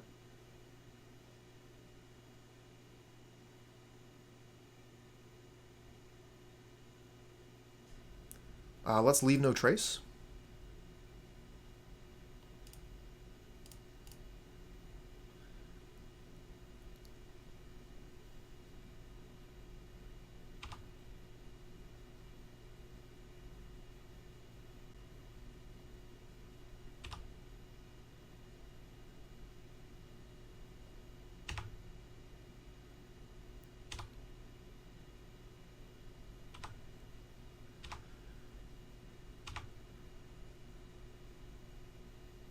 Very close game.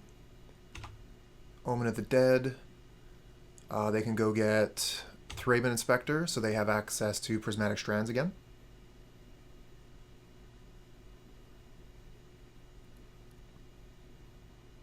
But we can Lightning Bolt the Inspector so that they don't. And then we have 4 in the air. They're out.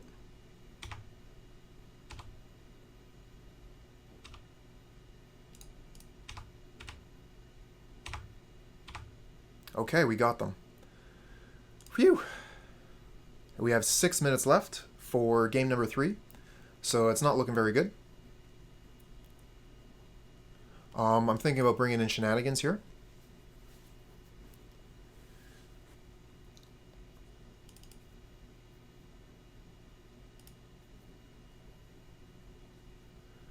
They've shown us quite a few important rocks that we would like to blow up. Bonder's Ornament, for example. And if we hit one of their spare supplies, they can't draw an extra card out of it. We have a 1-land hand here. We have to mulligan. We have a no-land hand. We have to mulligan. We just have no luck here with our hands. This is garbage.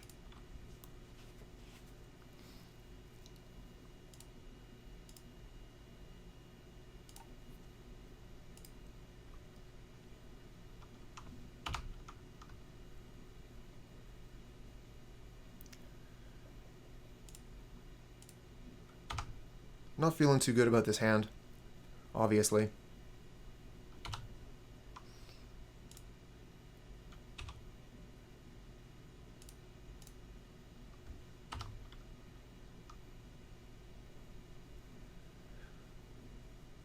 For a game that's going to go long like this, we just don't have the time on the clock to be looking to come back from this kind of a mulligan.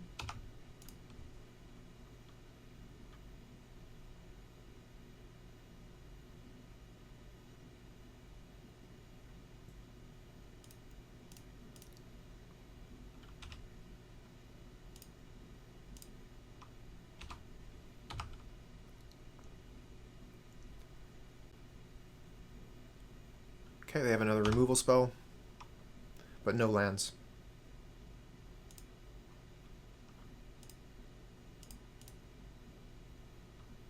Okay, should have cracked the clue before we played the land. We could have had Wind-Scarred Crag on the board.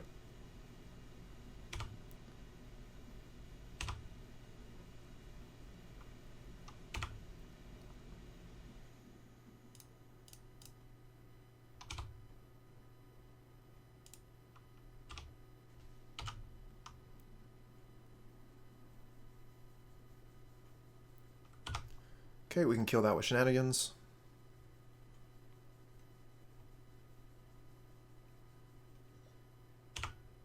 Uh-oh. Ah, brutal.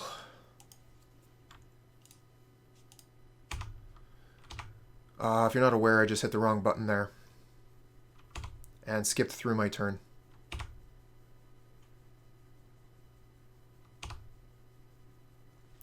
And now they get to return the spare supplies, so we don't get to kill it with the Shenanigans. That's so unfortunate. 1, 2, 3, 4. They'll have 5 mana next turn. Ugh. Ugh. Alright, I'm done with this game. So 1-land hand, we need to mulligan. 2-land hand, but they're both tapped lands. Jeez. The deck is not treating me very well, deck.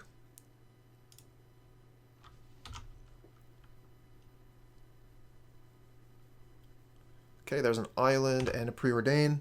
That can mean several things, but my first guess would be Dimir Fairies. Okay, Ancient Den. Good draw deck. Let's go ahead and put one of our rocks into play.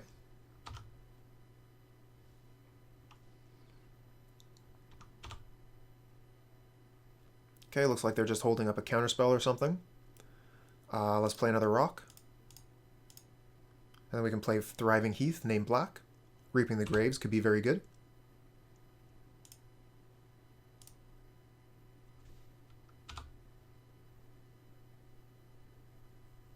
And next turn we'll have access to Radiant Fountain, Palace Sentinels.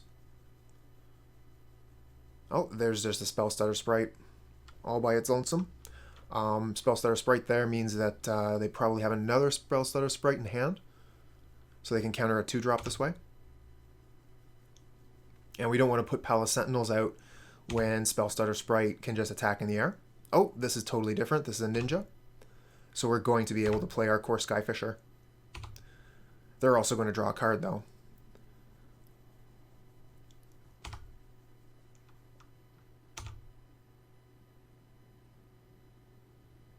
Smooth move, opponent. Prismatic Strands, okay.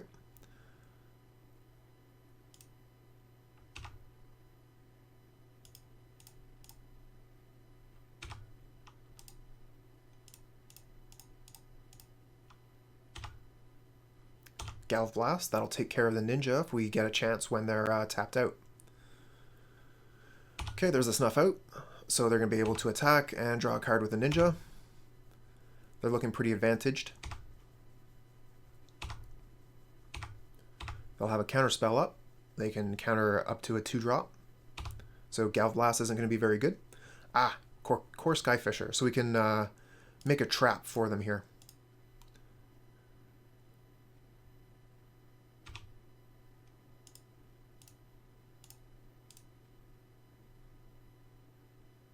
Okay, that's pretty good.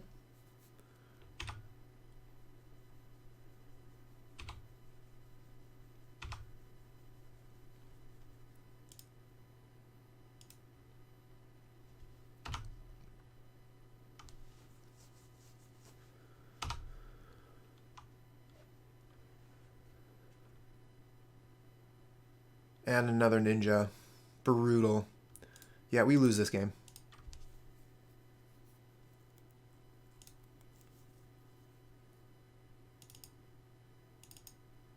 No, I want Suffocating Fumes. They're playing a bunch of 1/1 fairies.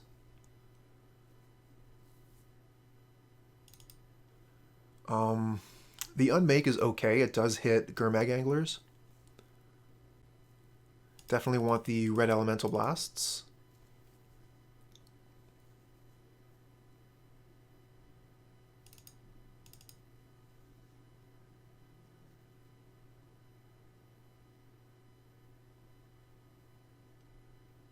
We want to keep the Sentinels for sure. If they play an Assassin, these Sentinels can be our way to get the Monarch back.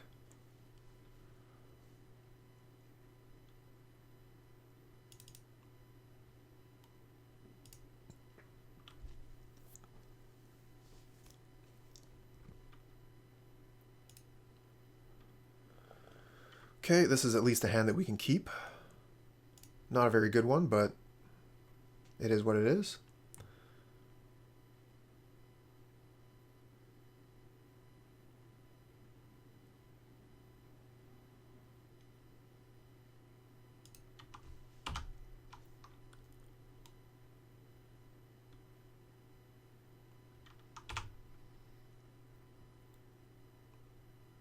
Another land off the top. Thank you, deck.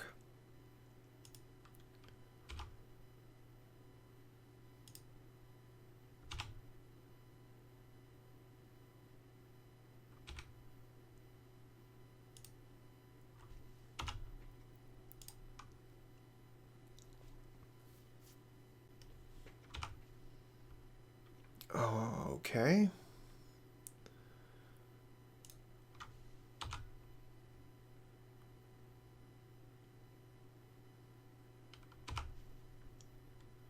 Opponent is screwed on lands. So if we start drawing cards, we could actually take advantage of this.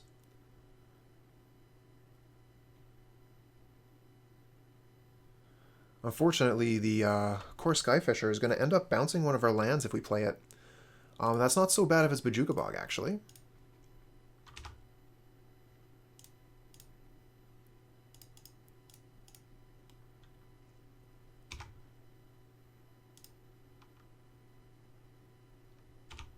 Not interested in picking up the Ancient Den to put the Glint Hawk down, though. Maybe I should, just to improve the clock. But they're going to have removal for our dudes.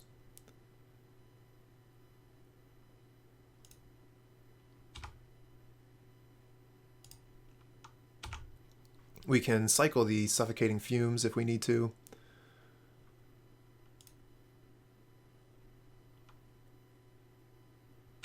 Okay, now they have blue mana.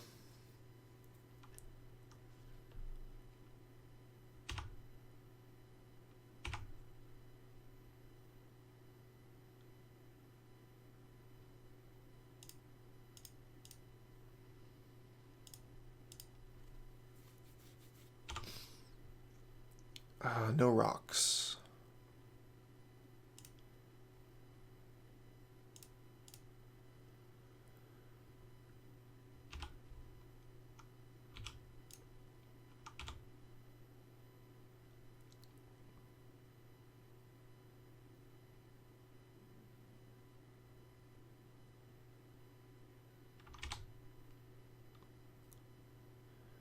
Not interested in countering their cantrips.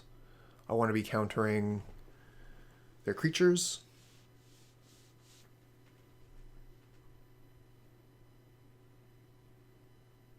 Ah, oh, dang. Snuff out.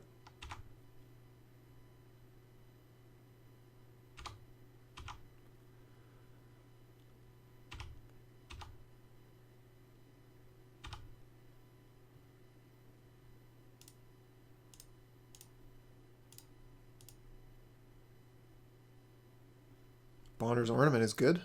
Let's put that into play.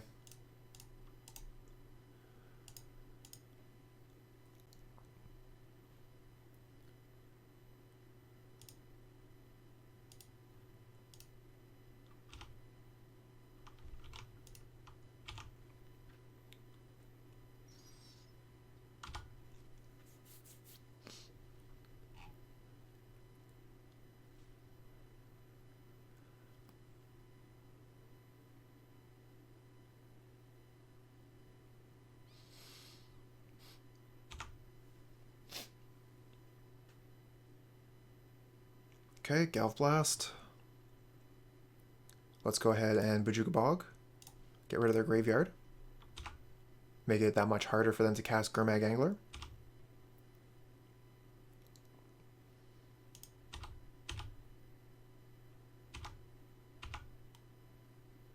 Okay, we have access to Red Elemental Blast if we need it. Otherwise, we can draw a card with Bonder's Ornament. Card draw is going to be very good.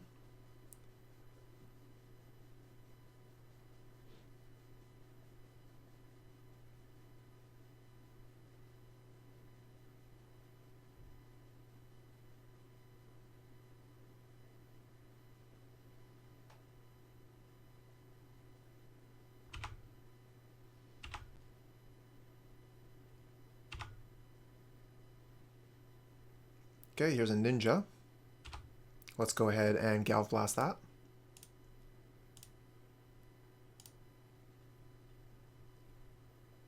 There's a Spellstutter Sprite. So I think we probably Red Elemental Blast that.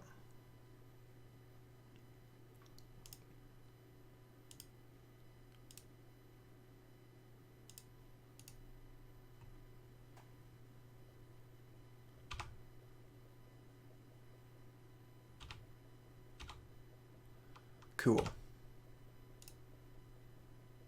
Hey, we draw another counterspell off the top. Thank you, deck.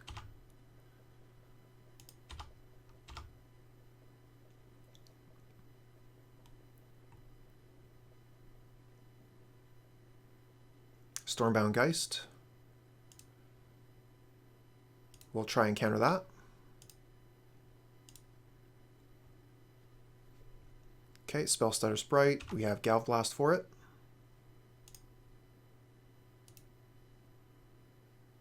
Hold on. If we tap this for red, then I think we have enough to still draw a card. Yes, we do.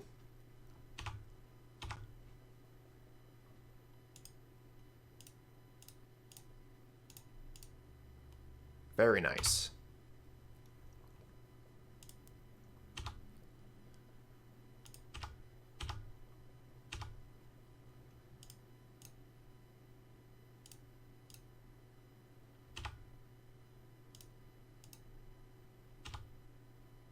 Okay, and we still have enough for the Bonder's Ornament. So we're looking pretty good here. Ah, Stormbound Geist. Very good card from the opponent.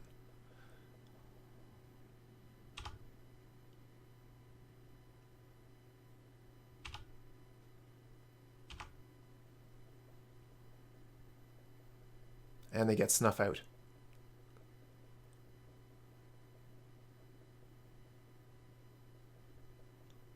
Oh, wow. Very good turn from the opponent.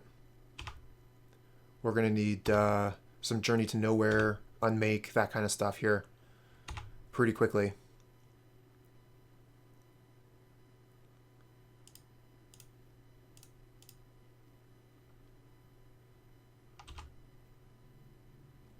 Okay, Lightning Bolt.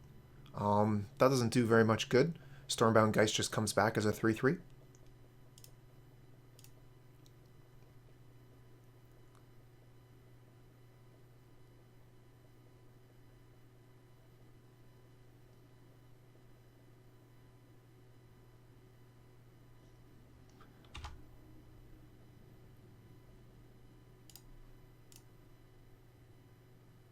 So we could hold up the mana so we can Bonder's Ornament here, as well as Lightning Bolt.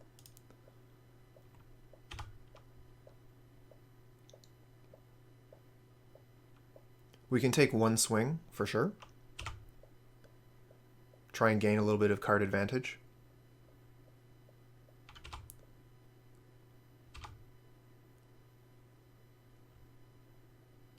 So we could block Lightning Bolt that, but they have 4 cards in hand. I'm fine with just taking the 5 this turn. And they got a Thorn of the Black Rose. Opponent just has everything here.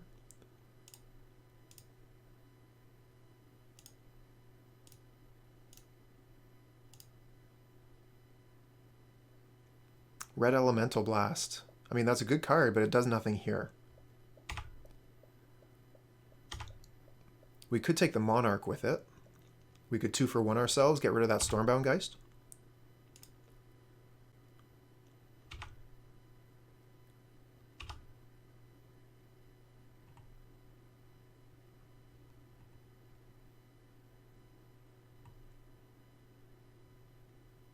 But they have 2 mana open, so they could have a Faerie.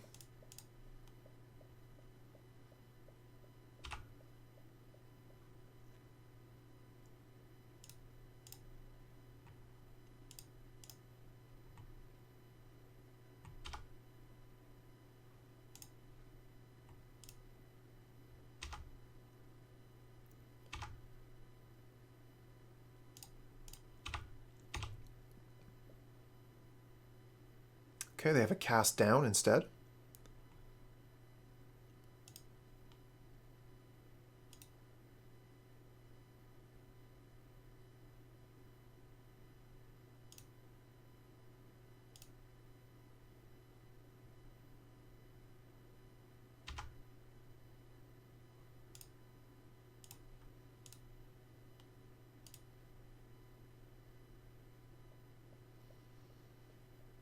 Oh, and they have the Snuff Out. Okay.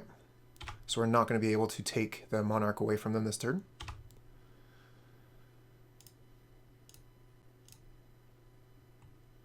Oh, Red Elemental Blast off the top, but we don't have mana for it. Alright.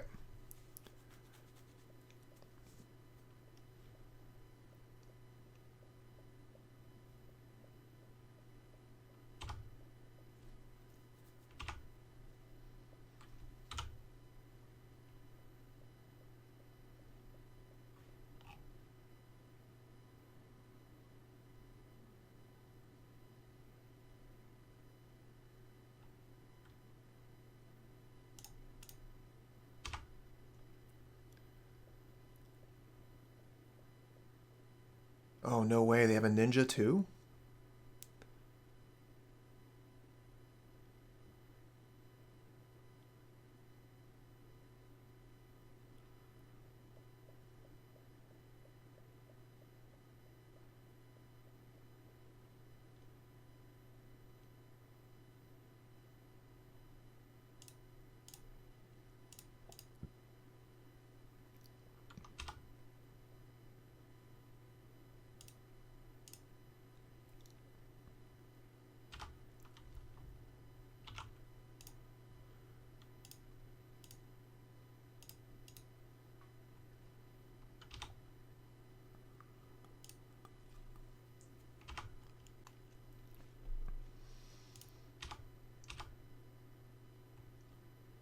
Okay, they're going to chump here. That's no surprise. They still have 3 cards in hand, so they could absolutely have counter magic.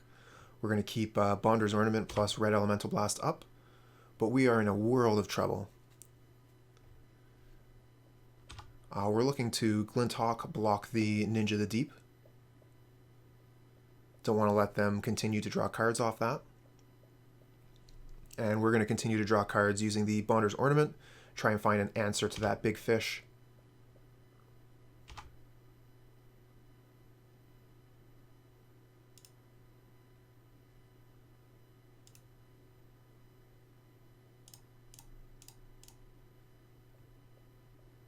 Bojuka Bog. Not really what I was looking for there.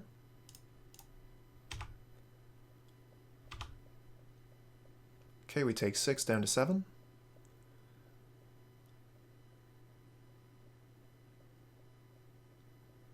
And they're going to play the Thorn. Okay.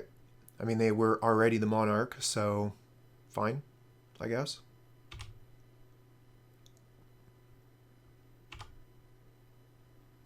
Galvanic Blast. So that does kill them if they don't have a counterspell. They need counterspell. They need Spell Stutter Sprite plus Dispel is what they need in order to keep in it. Let's start with the attack here. Might be able to steal this away last moment.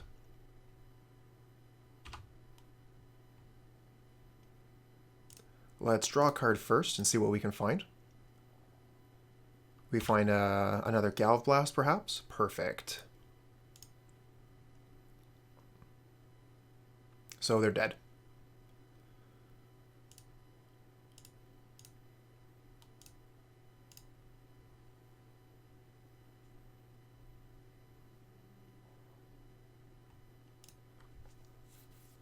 Okay, we're going to take the Suffocating Fumes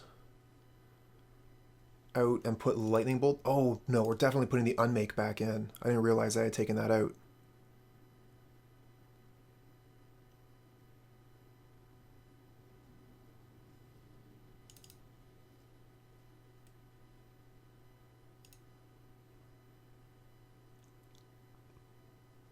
Unmake is one of our few answers to Gurmag Angler, so we definitely want that in the deck.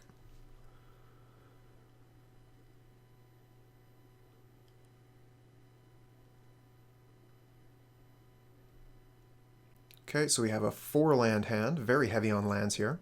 We have the red Elemental Blast and Reaping the Graves. Opponent is starting with 7. This is not a great hand, but it might be good enough to keep. And the Forgotten Cave and Secluded Steppe are going to be cycled.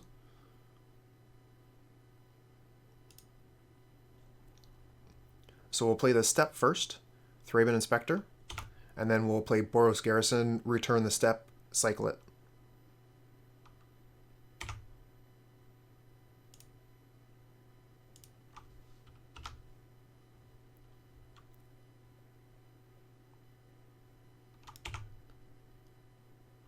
Augur Bolus. Thraben Inspector blocks that, so they can't ninja. Red Elemental Blast, very nice.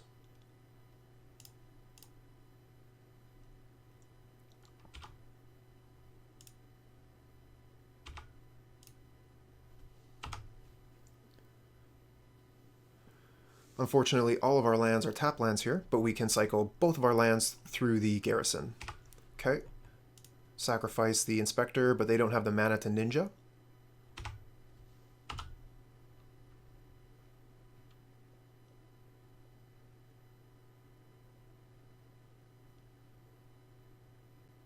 Prophetic Prism. Okay. Unfortunately, we don't have the mana to put the Bonder's Ornament into play.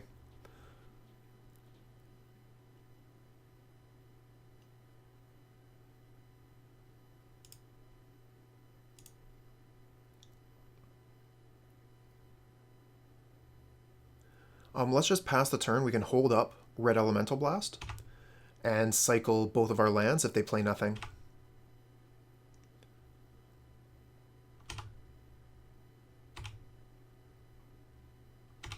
Looking to grab a ninja here. Okay, take 1 damage, that's no problem.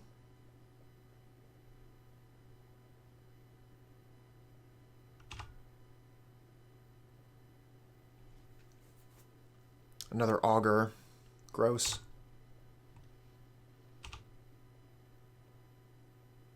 And they get cast down off of it.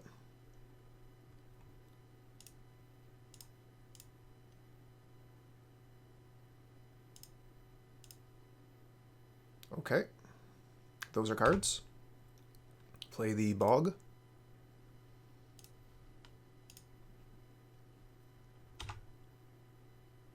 Play the Ornament.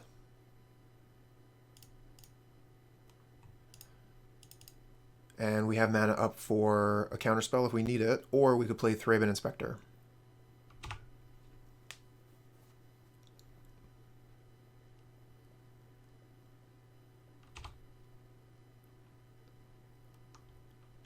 Let's keep the red elemental blast up. Ah, that doesn't hit. Brutal. Okay. Opponent is the Monarch. We're going to need some flyers here. We know that they have access to a cast down.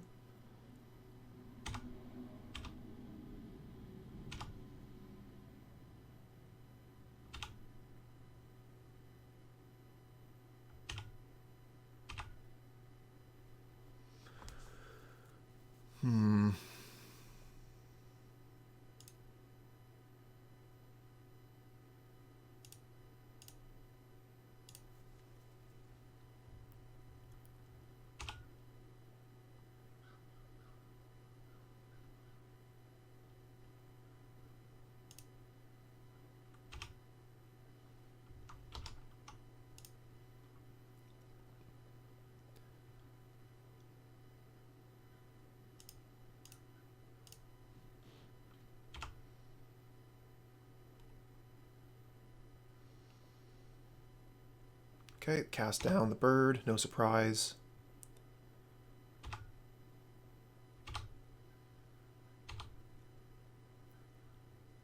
We'll take one.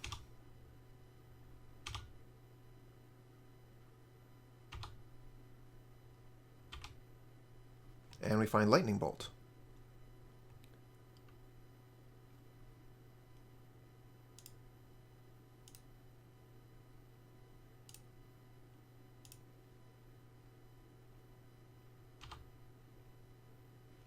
Spare supplies.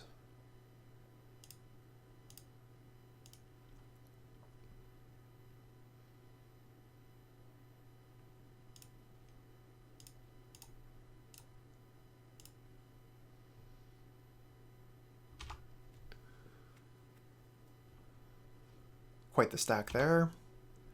We get to resolve our Kor Skyfisher, return the Prophetic Prism. No point in attacking here, we just lose our creature for nothing.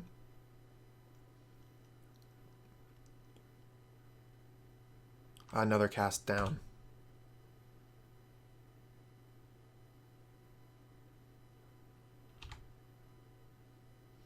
So if they have Ninja, they're going to be able to put it into play and get value out of it this turn.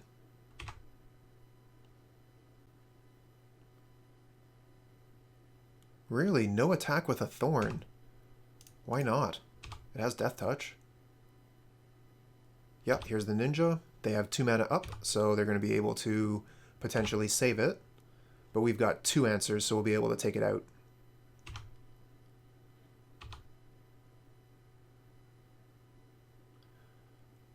Okay, we could also take out the Thorn and the Augur.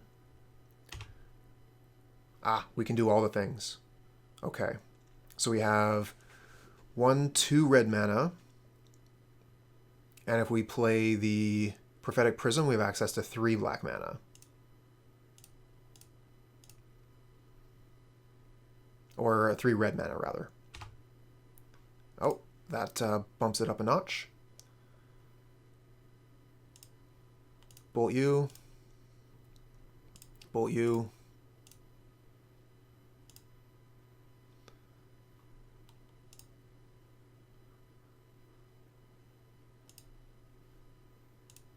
Blast you.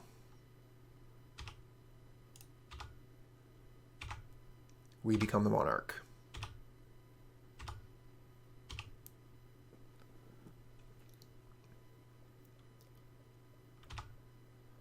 Okay, they're going to take the Monarch back here. There's nothing we can do about that. We have no spells to cast.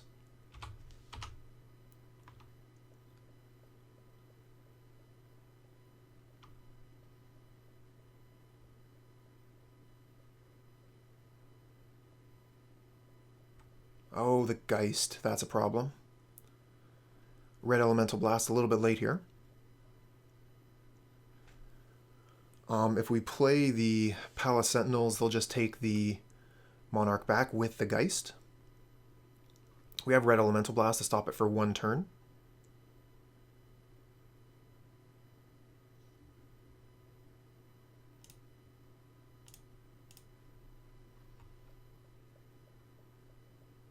Spell Stutter Sprite.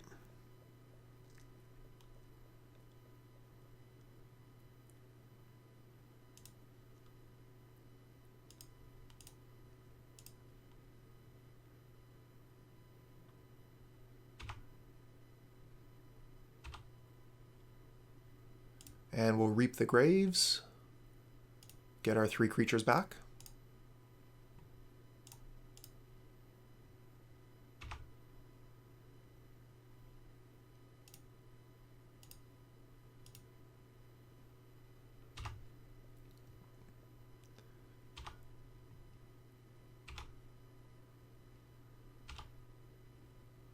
Okay, we have access to 1 mana, so we'll put the Glint Hawk into play. Did we play a land this turn?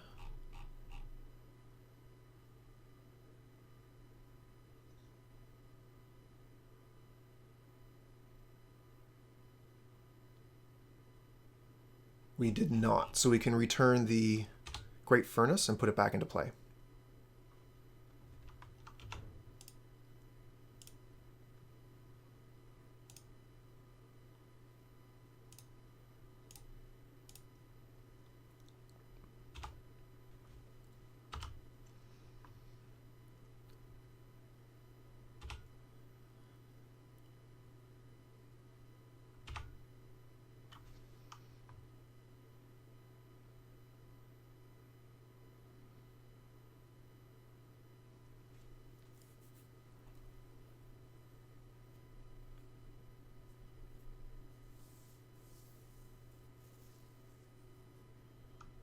Oh, and they have the Snuff Out for our flyer.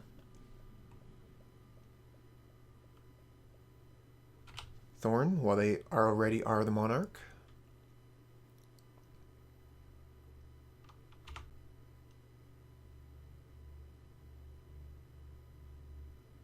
Okay. Let's start with the Skyfisher, I think.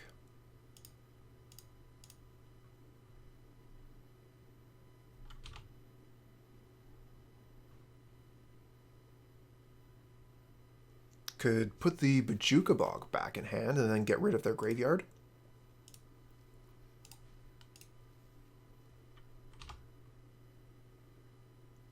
We have access to 3 mana, potentially 4.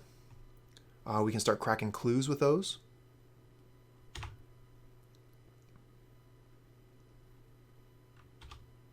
Actually, I wouldn't mind putting another Prophetic Prism into play, just to make our mana that much better. We didn't have access to drawing a card through the Ornament, so this is fine. Now that I've drawn this, I want to play it. Good thing we drew a card.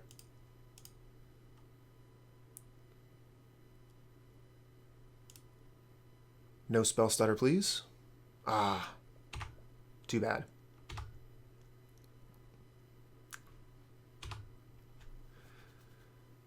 Maybe I should have seen that coming.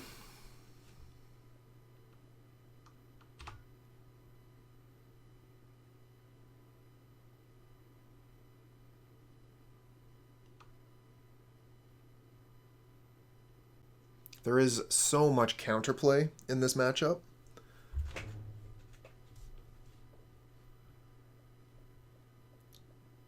An opponent having that Stormbound Geist in play is quite good. Oh, and another Snuff Out. Jeez. So they're going to be able to attack in the air here.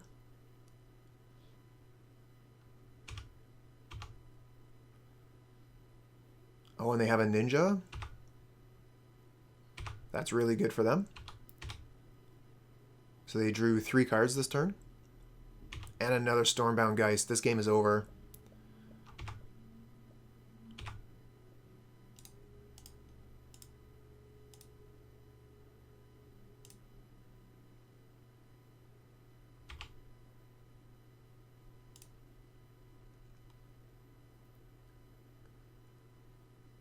Yeah, we're going to take 4 just in the air here.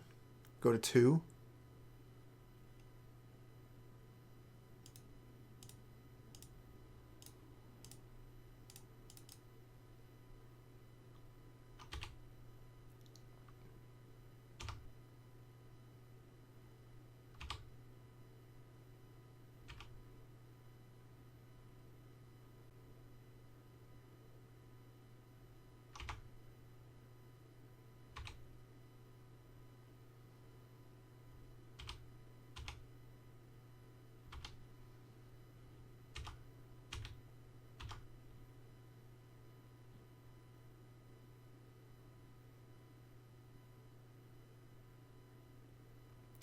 Big fish. What do we draw? Another land. Okay.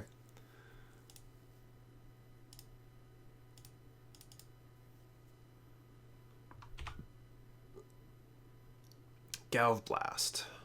That's not enough. We need way more damage than this. And we're not going to be able to survive.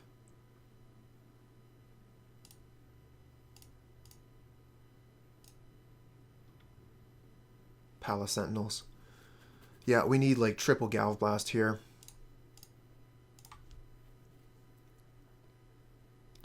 We have a 1 land hand, so we're going to mull. This hand is barely any better.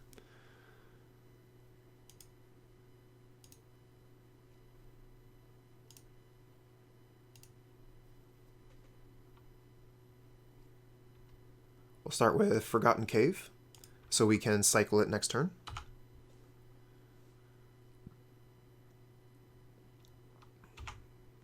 And Basic Swamp on the other side. Don't see that too often. Could mean a few things.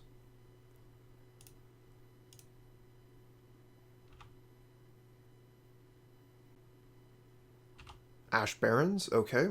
So they'll probably go get Island here.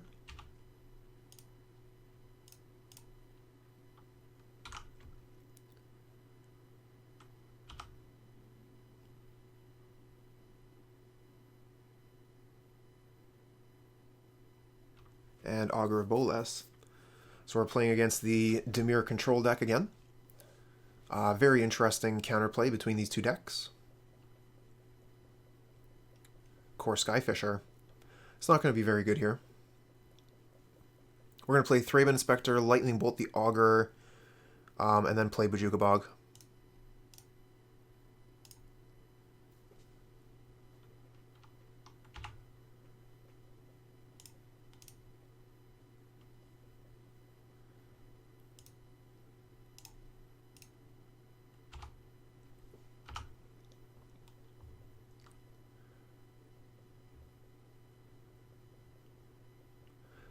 Next turn, we're going to be able to play the Kor Skyfisher.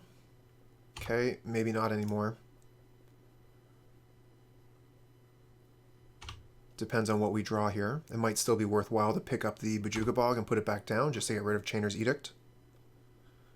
Get Glint Hawk. Come on, deck.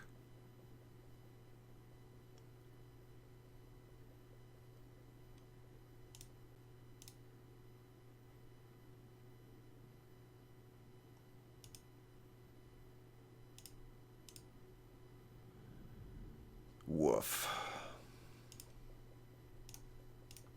Well, at least we have 4 mana now, so we can play Palace Sentinels next turn.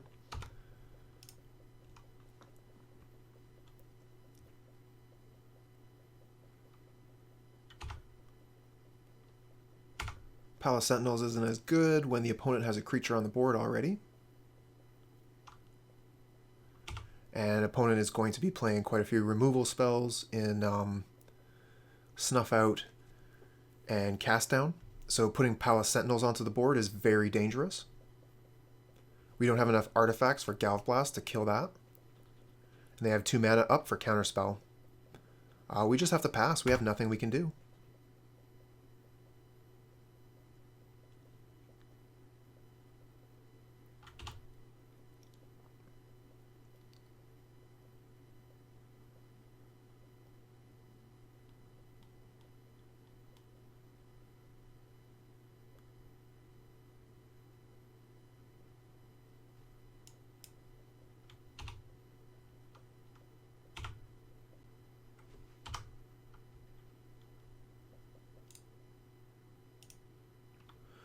Okay, I'm going to turn off the auto yields here just in case they have a ninja. Okay, they don't. Journey to Nowhere.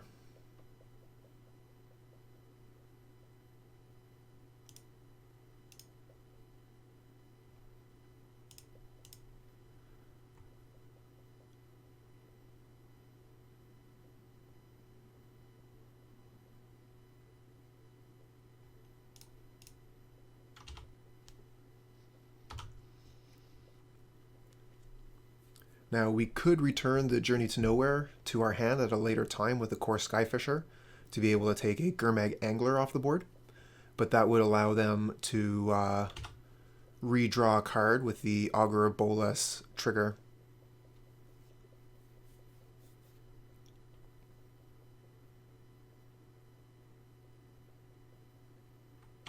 Delver of Secrets, that's something we can kill with Galv Blast. They do have plenty of mana up for a Spellstutter Sprite.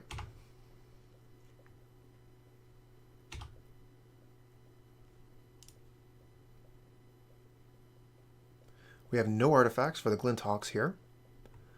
We could play Palace Sentinels, but again, that's very risky. We could play the Kor Skyfisher, return Bojuka Bog.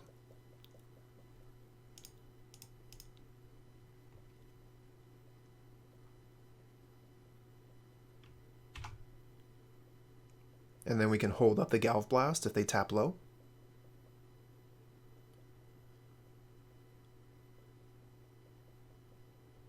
Okay, there's the Agony Warp, which is going to kill the Kor Skyfisher.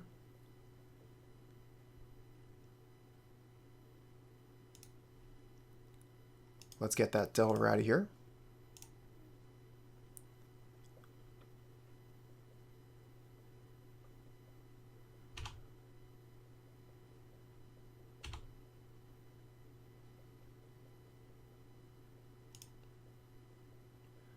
Okay, if we play another Kor Skyfisher, we're losing cards off our board here. We already had to return one land, so we don't want to return another land.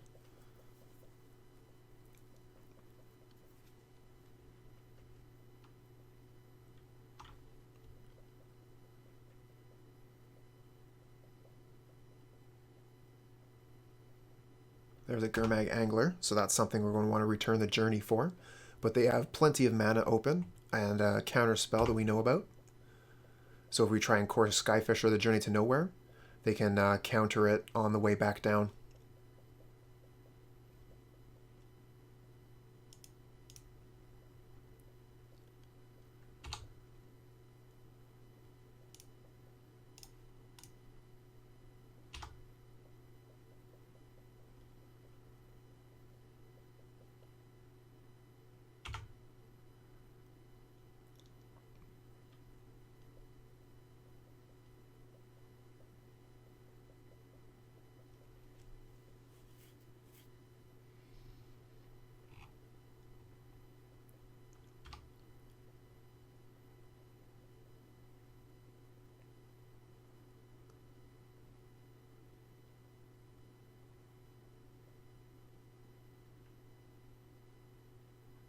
There's the Thorn. They have no fear of putting the Monarch into play. They have far more creatures than us. They already have card advantage.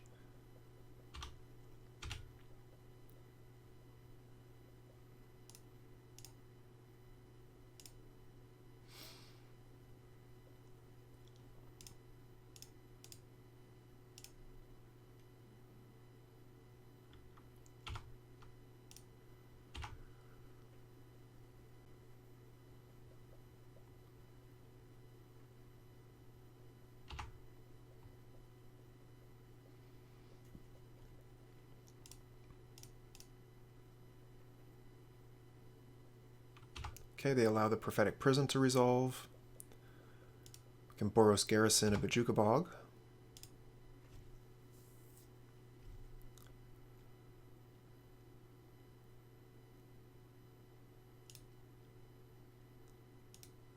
We'll play a Glint Hawk. See if that warrants any counter magic. Okay, that gets the counterspell. Then we can play the Kor Skyfisher. Now, I'm thinking about returning the Journey to Nowhere so we can get the Gurmag Angler here. That does mean that they would get their Augur of Bolus back, which is pretty bad for us. But that Gurmag Angler is something that we need to be able to deal with.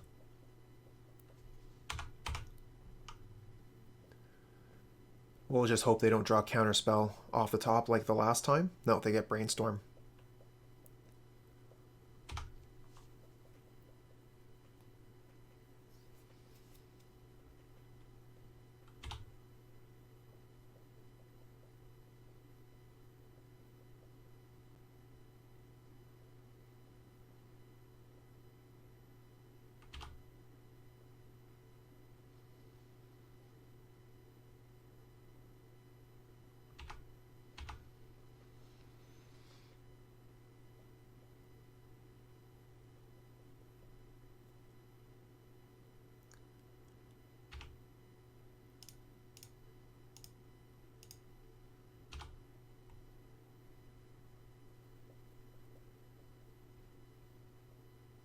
Looks like they have a Ninja.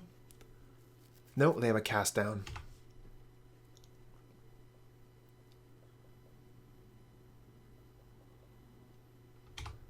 They might have had Cast Down and Ninja, but decided to hold up Counterspell here.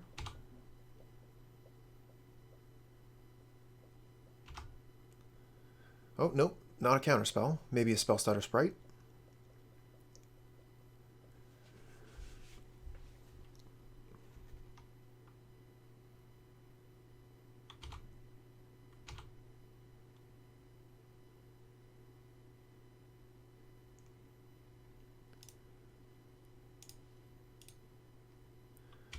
Okay, we got a Lightning Bolt. That can take care of the Delver, but we have to watch out for Spell Stutter Sprite. Let's play the Journey, see if we can get rid of this Gurmag Angler here.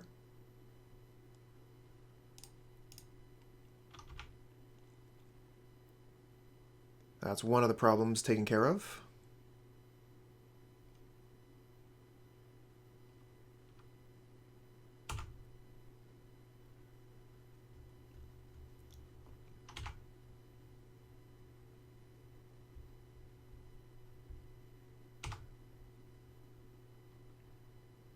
And they got Exclude off the top. Counters a creature spell, draws a card.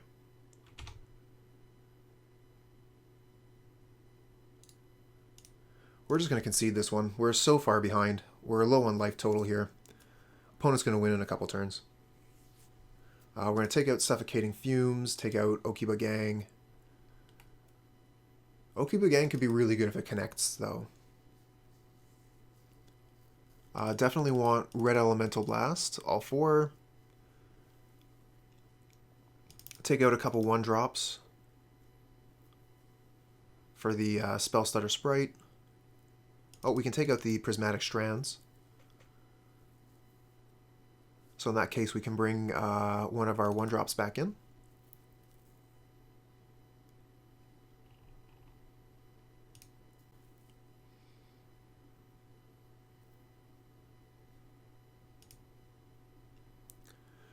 Okay, we have a 4-land hand. We have rocks, so we're going to keep this. We'll play Secluded Steppe to start, so we have access to white mana, and we can cycle the Forgotten Cave later.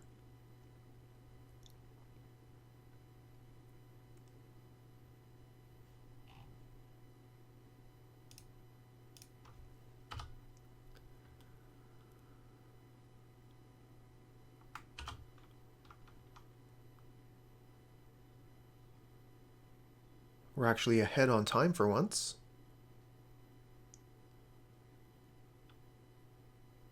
Kor Skyfisher, that's pretty good for next turn. We'll play Prophetic Prism.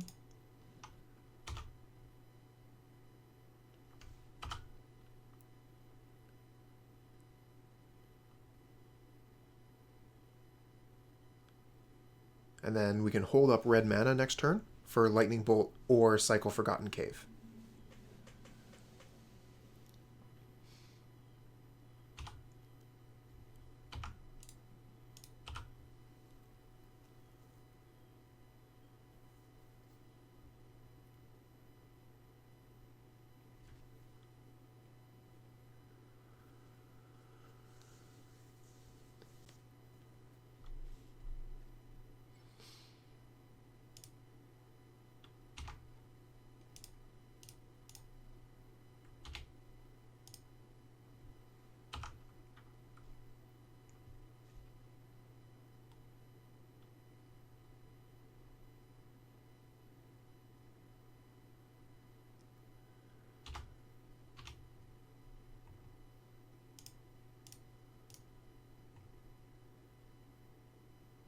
Okay, we got another land there. Good thing.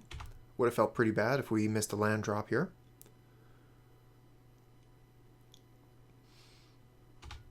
Let's start with an attack, and then we can play Prophetic Prism, Glint Hawk.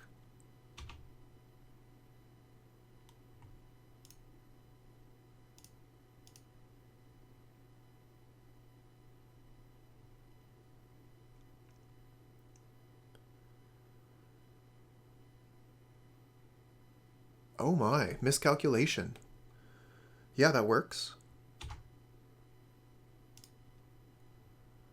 So we could return Great Furnace and replay it if we want to get the Glint Hawk down, but I'd rather just play the Thriving Heath.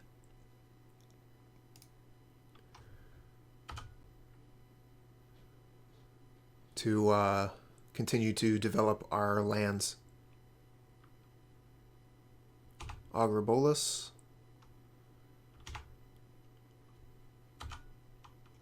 They get Echoing Truth out of that.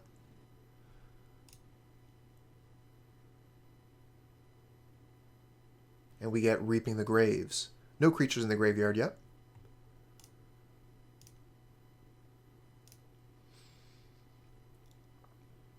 Play a Prism. Okay, that resolves.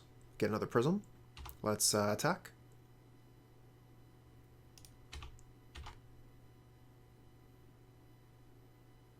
Okay, they have Cast Down, so we'll be able to play our Glint Hawk here without worry about a Spell Stutter Sprite. And we have access to Lightning Bolt if they put a Ninja out. Although we have block here, so they wouldn't be able to put a Ninja out.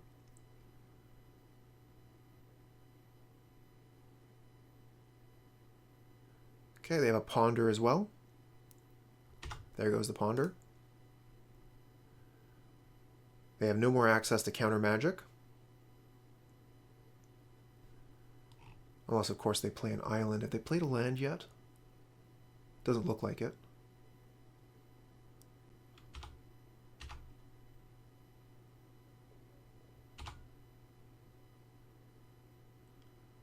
Okay, we get Bojuka Bog. Seems good here.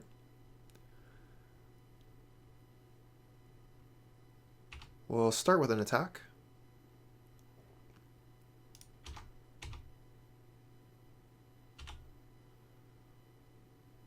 Okay, that works.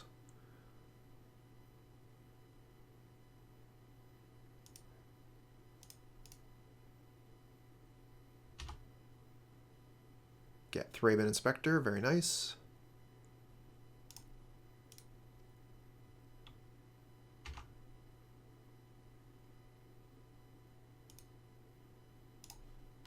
Get rid of their graveyard, and we'll pass the turn.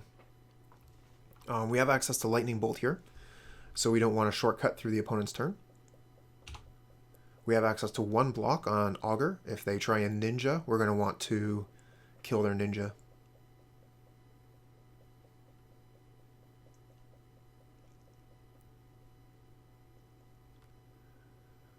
Okay, this looks like a Thorn. If they have Snuff Out as well, that's quite good. But Thorn without Snuff Out, I think, would be a dangerous play. I can just take the Monarch away with my Glint Hawk.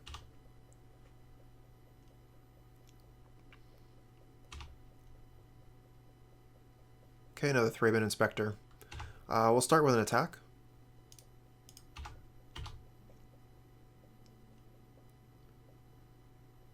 Okay, they have Cast Down.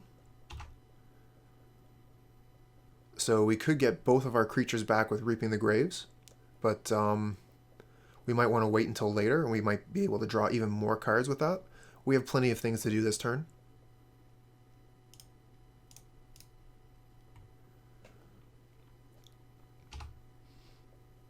Oh, Red Elemental Blast, thank you.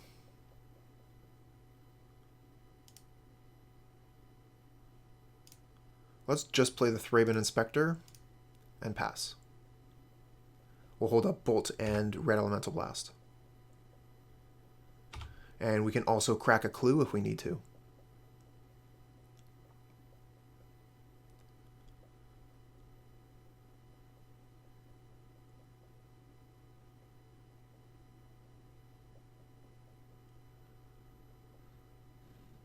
Brainstorm, sure.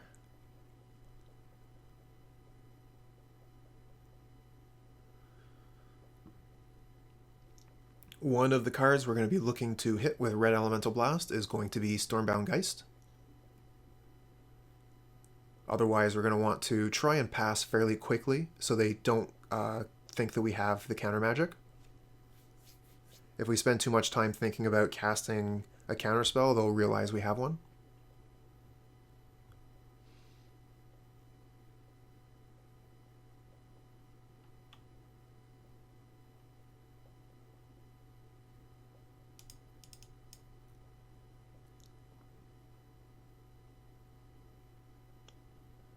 Okay, here's the Thorn.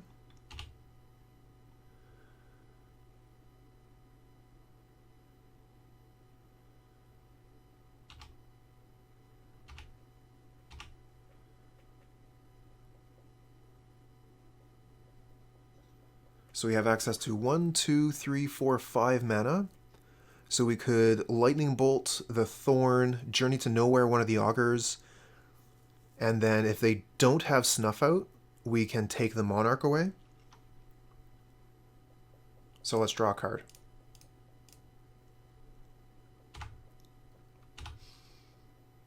We get another Journey. Okay, cool.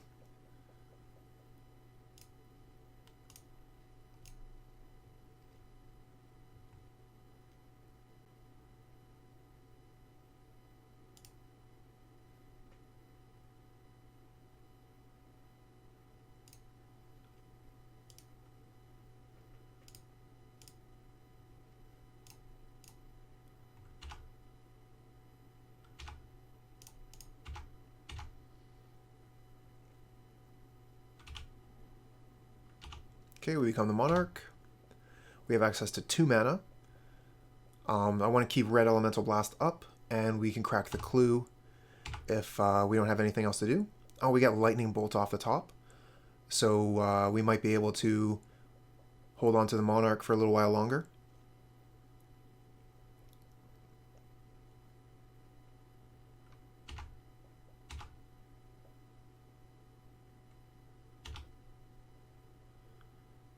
Okay, they're not turning it into a ninja. Let's just let this happen. I don't want to be playing into their counter magic. We'll untap here and be able to just take the Monarch right back.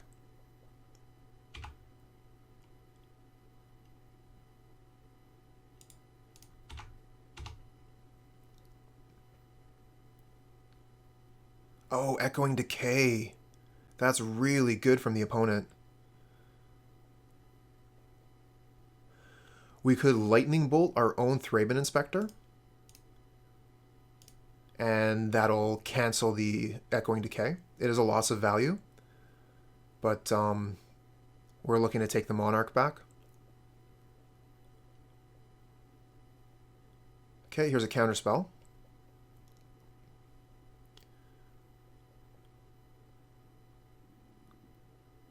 We could Red Elemental Blast the counterspell, or we could Lightning Bolt again. They also have access to Echoing Truth. So I want to Lightning Bolt again, I think.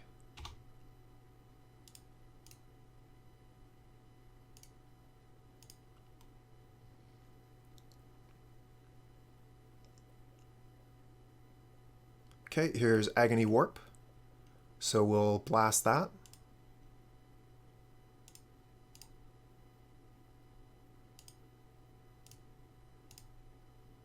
And we still have access to 3 lands here, so we can Reaping the Graves.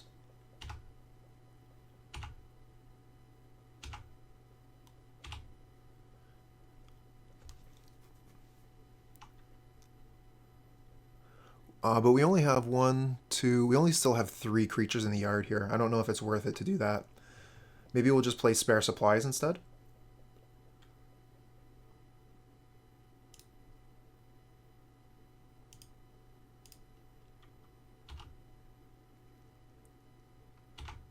Okay, draw another card. Bojuka Bog.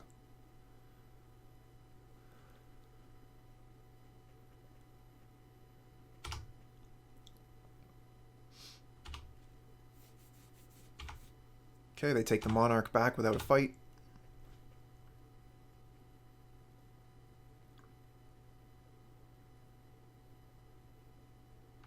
And Chainer's Edict gets rid of our last creature. So we're going to have a hard time taking the Monarch back now.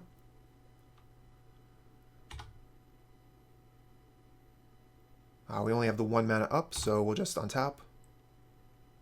Wind-Scarred Crag. Let's see here. Let's start, I think, with Kor Skyfisher.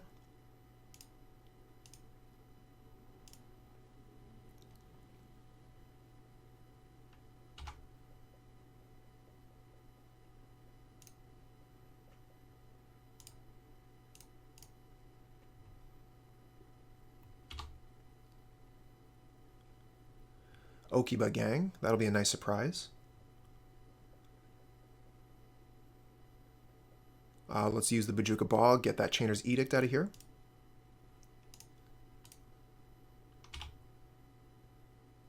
We have access to 2 mana, which is enough to crack a clue. So we'll just pass here. Reaping the Graves is going to be pretty good if we cast it late. We have 4 creatures in the yard now. Echoing Truth. Oh, neat. Echoing Truth on the journey, so they get the Augur of Bolas back. Okay.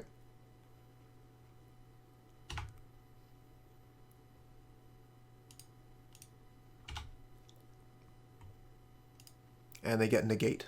Oh, that's a pretty good one for them. Delver of Secrets, okay.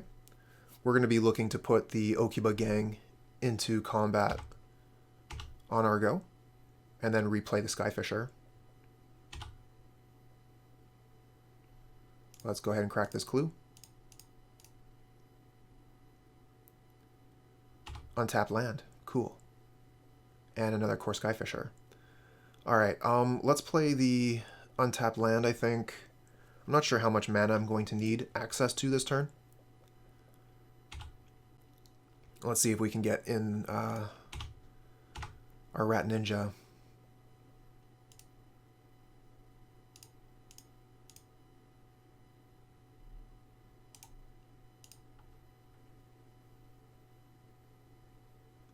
This is not something they can snuff out.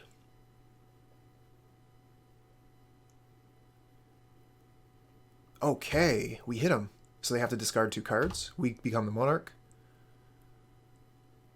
They discard Spell Pierce and Ash Baron, so they still have Negate. We won't give them a target for that then.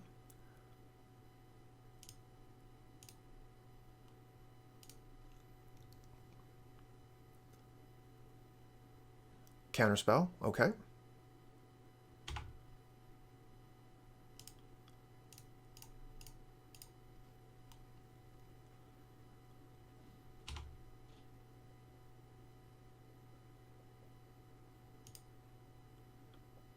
Look at that, we use all our mana.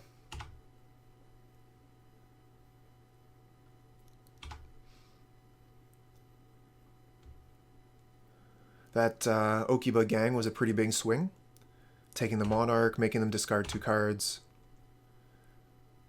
Okay, they're attacking in. We'll block the Delver.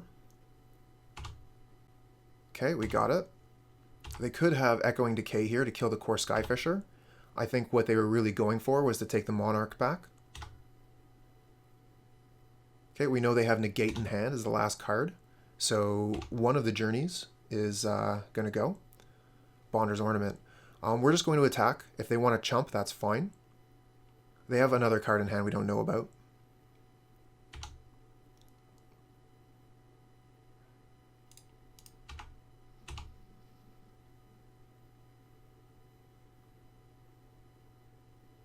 There's the chump. Okay, and we still get the Monarch back. They have Negate, so we don't want to put our Bonder's Ornament into that. We're just going to go ahead and put a Prism down first.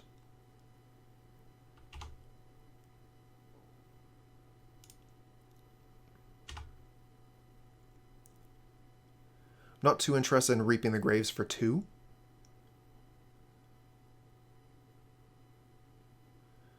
But if I put out the Bonner's Ornament and they negate it, then Reaping the Graves is for basically everything. 1, 2, 3, 4, 5, 6. We have exactly enough mana to do that. So we're going to sacrifice this Ornament.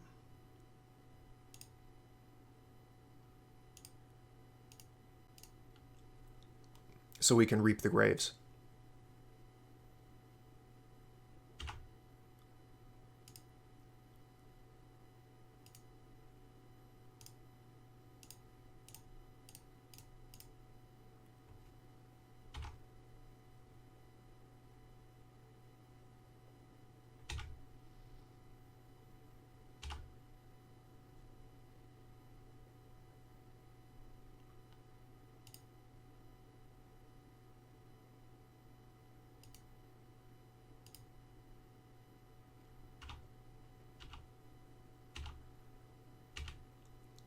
That's a lot of card draw.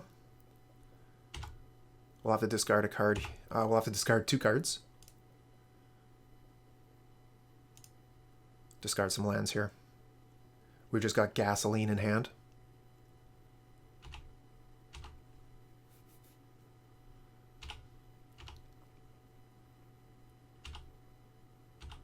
Okay, they want to hold something back. Makes sense. Okiba-Gang is pretty threatening. But they only have 1 card left in hand. Oh, they have no cards left in hand. So yeah, Okiba-Gang isn't going to be getting much advantage here. Let's go ahead and attack.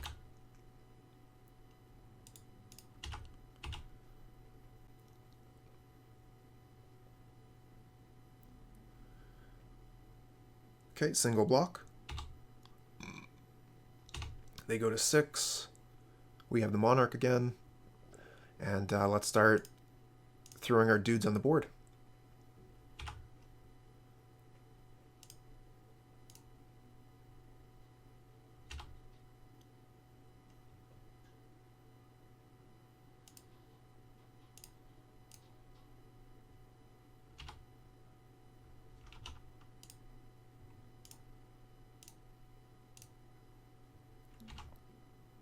Red Elemental Blast off the top is nice. We'll stop here.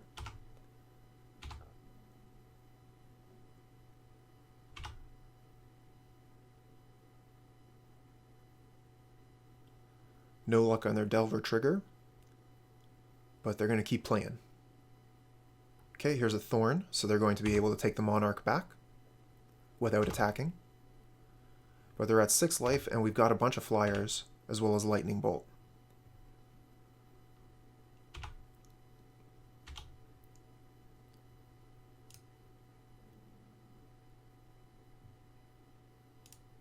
Alright, let's just play the Journeys here and get rid of their board.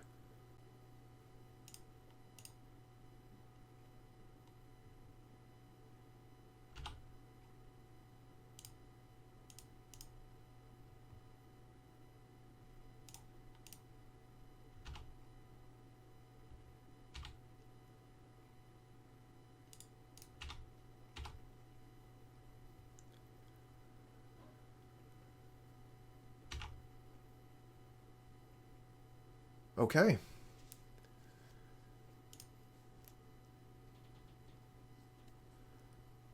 So we've got to win 1 more, you say? Thought for a second that we were done. Alright, let's submit.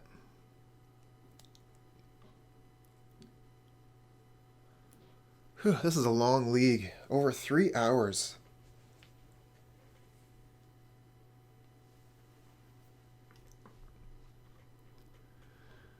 What do we got here? I mean, this hand is okay. It's not great. Pretty far from great. It's going to be slow. But we have some removal for their early cards. And I think this is better than going down to a random 6.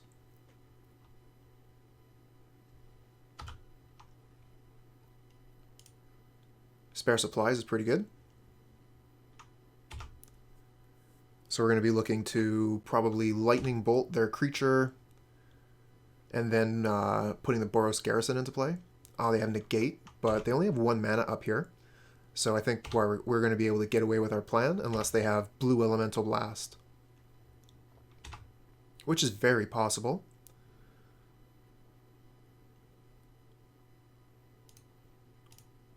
We're going to use Galv Blast here. We're ways away from Metalcraft. We got it. Awesome. Then we'll play the Boros Garrison.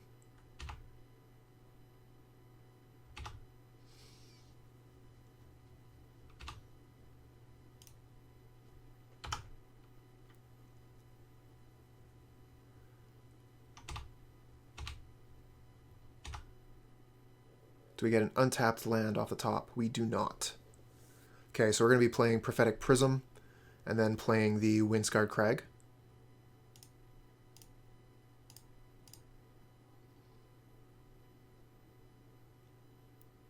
Oh, I did not expect that to meet a counterspell. Okay.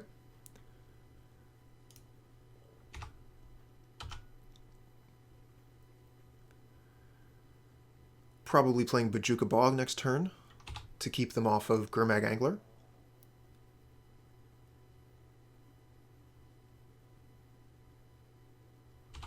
Okay, no creatures. So we should be able to spare supplies, Glint Hawk, return spare supplies, and play Bojuka Bog.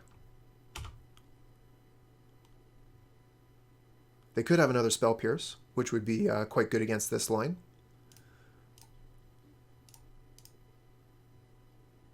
No, it looks like they've F6'd.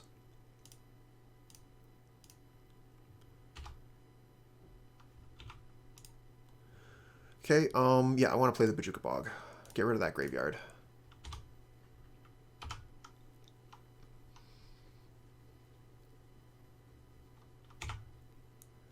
Okay, they have access to no black mana. Missed a land drop.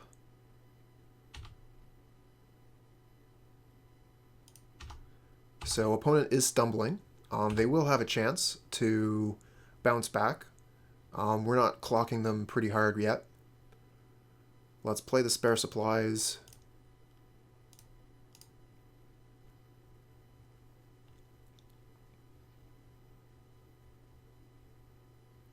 They're thinking about countering this. They do, okay.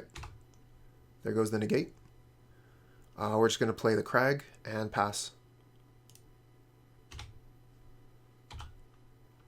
We'll cycle the Forgotten Cave at the end of their turn.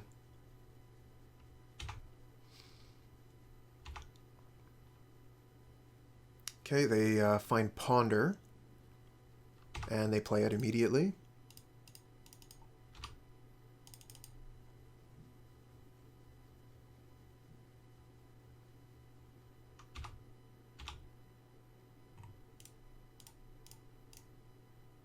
We find Thraben Inspector, another creature, very good.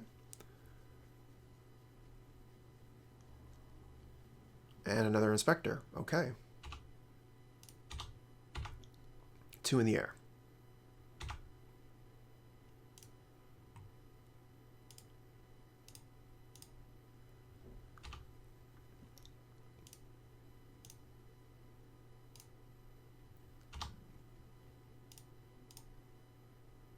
Journey to Nowhere is cool. I'm wondering if I want to just Lightning Bolt this Augur now before they are able to use it.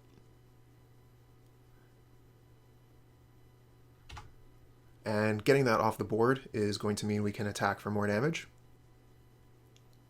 Might have been preemptive, but I wanted to do it when they only had 1 land untapped and we weren't at risk of losing our Lightning Bolt to a Spellstutter Sprite.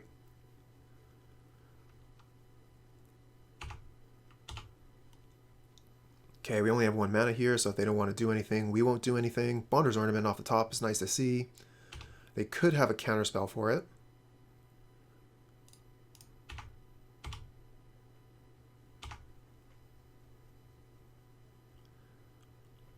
I'm going to risk it. Let's see if we can get Bonder's Ornament down. Nope. Counterspell. Okay, we have the clue here we can crack.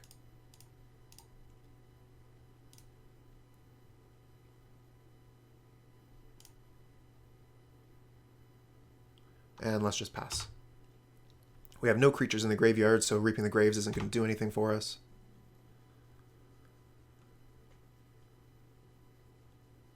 And they finally have access to black mana.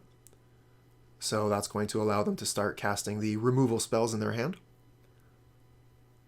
which will make Reaping the Graves that much better for us. Oh, it's a Gurmag Angler instead. Okay, well, we have a single journey for that.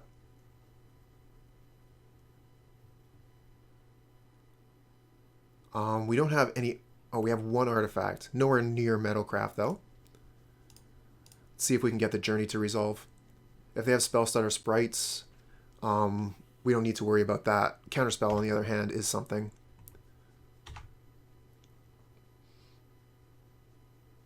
Okay, we'll just attack with the Glint Hawk and pass. Echoing Truth. Okay. Oh, hey, thanks for the follow. How did you find my channel? Okay, we could return the Great Furnace to play the Glint Hawk here. It's not very good. We don't get value out of it. But we would at least have the flyer back on the board, putting up pressure.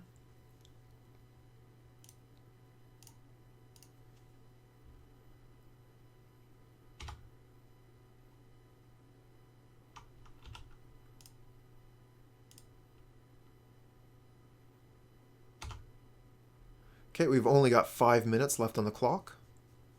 So we're going to have to play pretty quick if we want to finish this game. No blocks here.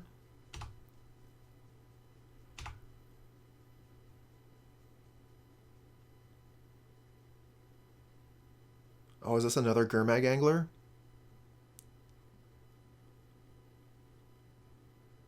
Cool, cool. I'm glad you stopped by. Yeah, we were playing Bully a couple weeks ago. A much faster deck. So we could double spell here to get rid of one of their fish. Or we could keep them in hand to do damage to their face. I think that it's going to be better if we hit them in the head with these direct damage spells. All right, thank you. Glad you appreciate that. We're just going to attack in the air with the Glint Hawk.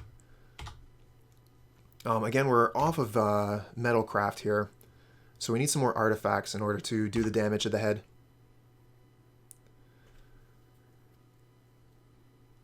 We can also block and then Reap the Graves.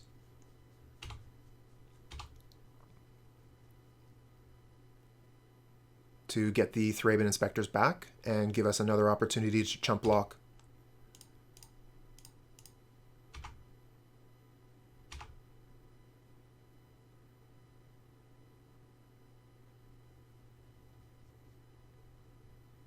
Okay, here's a Delver. So we have a Storm count now, which means we can get both of the Thraben Inspectors back. We don't need to cast our spells.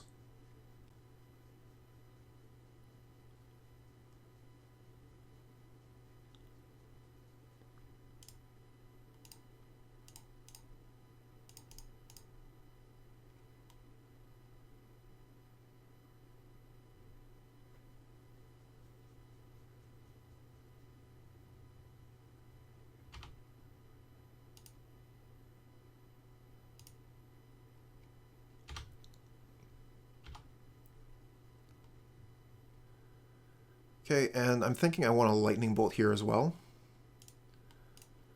Use my mana effectively, although it does give them the opportunity to spell Stutter Sprite. Okay, it worked. Kor Skyfisher, cool. So the Thraben Inspectors are going to give us enough artifacts that the Galvanic Blast is going to be good to go.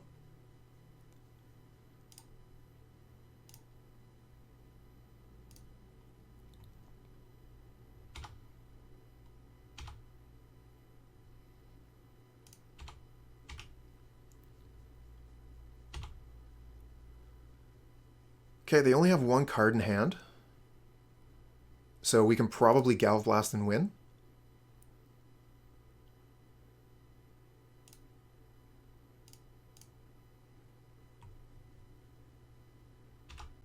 They haven't been countering anything.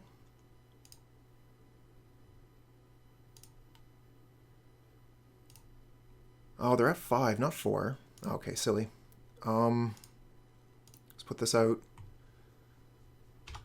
So we got chumps for days, we got clues to draw cards. Let's pass.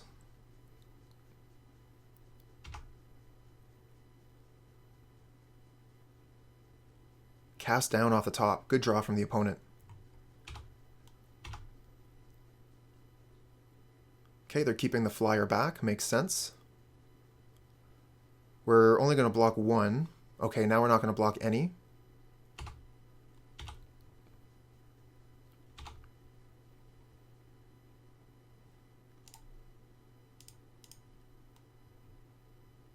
Spare supplies, very nice. And another Glint Hawk, very cool.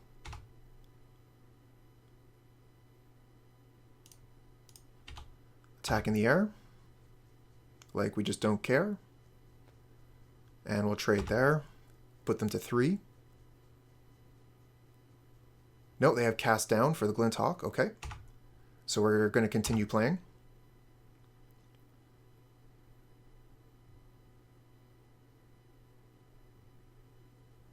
Still have 3 artifacts. Spare supplies makes 4.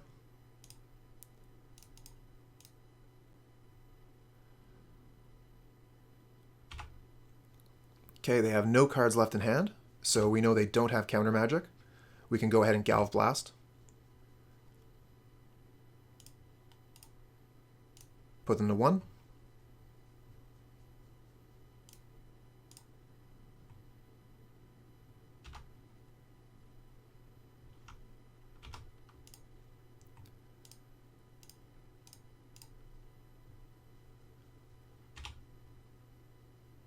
Okay, we have Unmake, but we don't have the mana to cast it.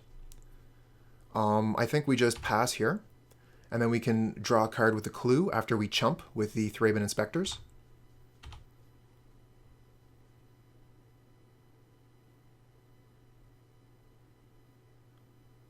Okay, they're afraid to attack because if we only block 1, then they're dead.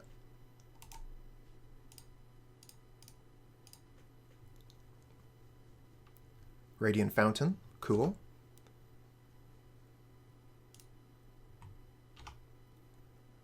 Alright, we're going to start with Unmake.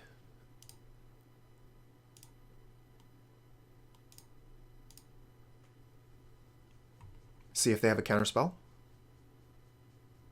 They don't? Alright. So we can go in for the attack here.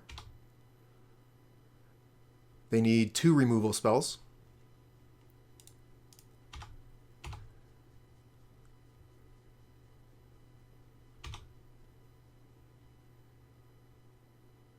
Okay, there's the cast down.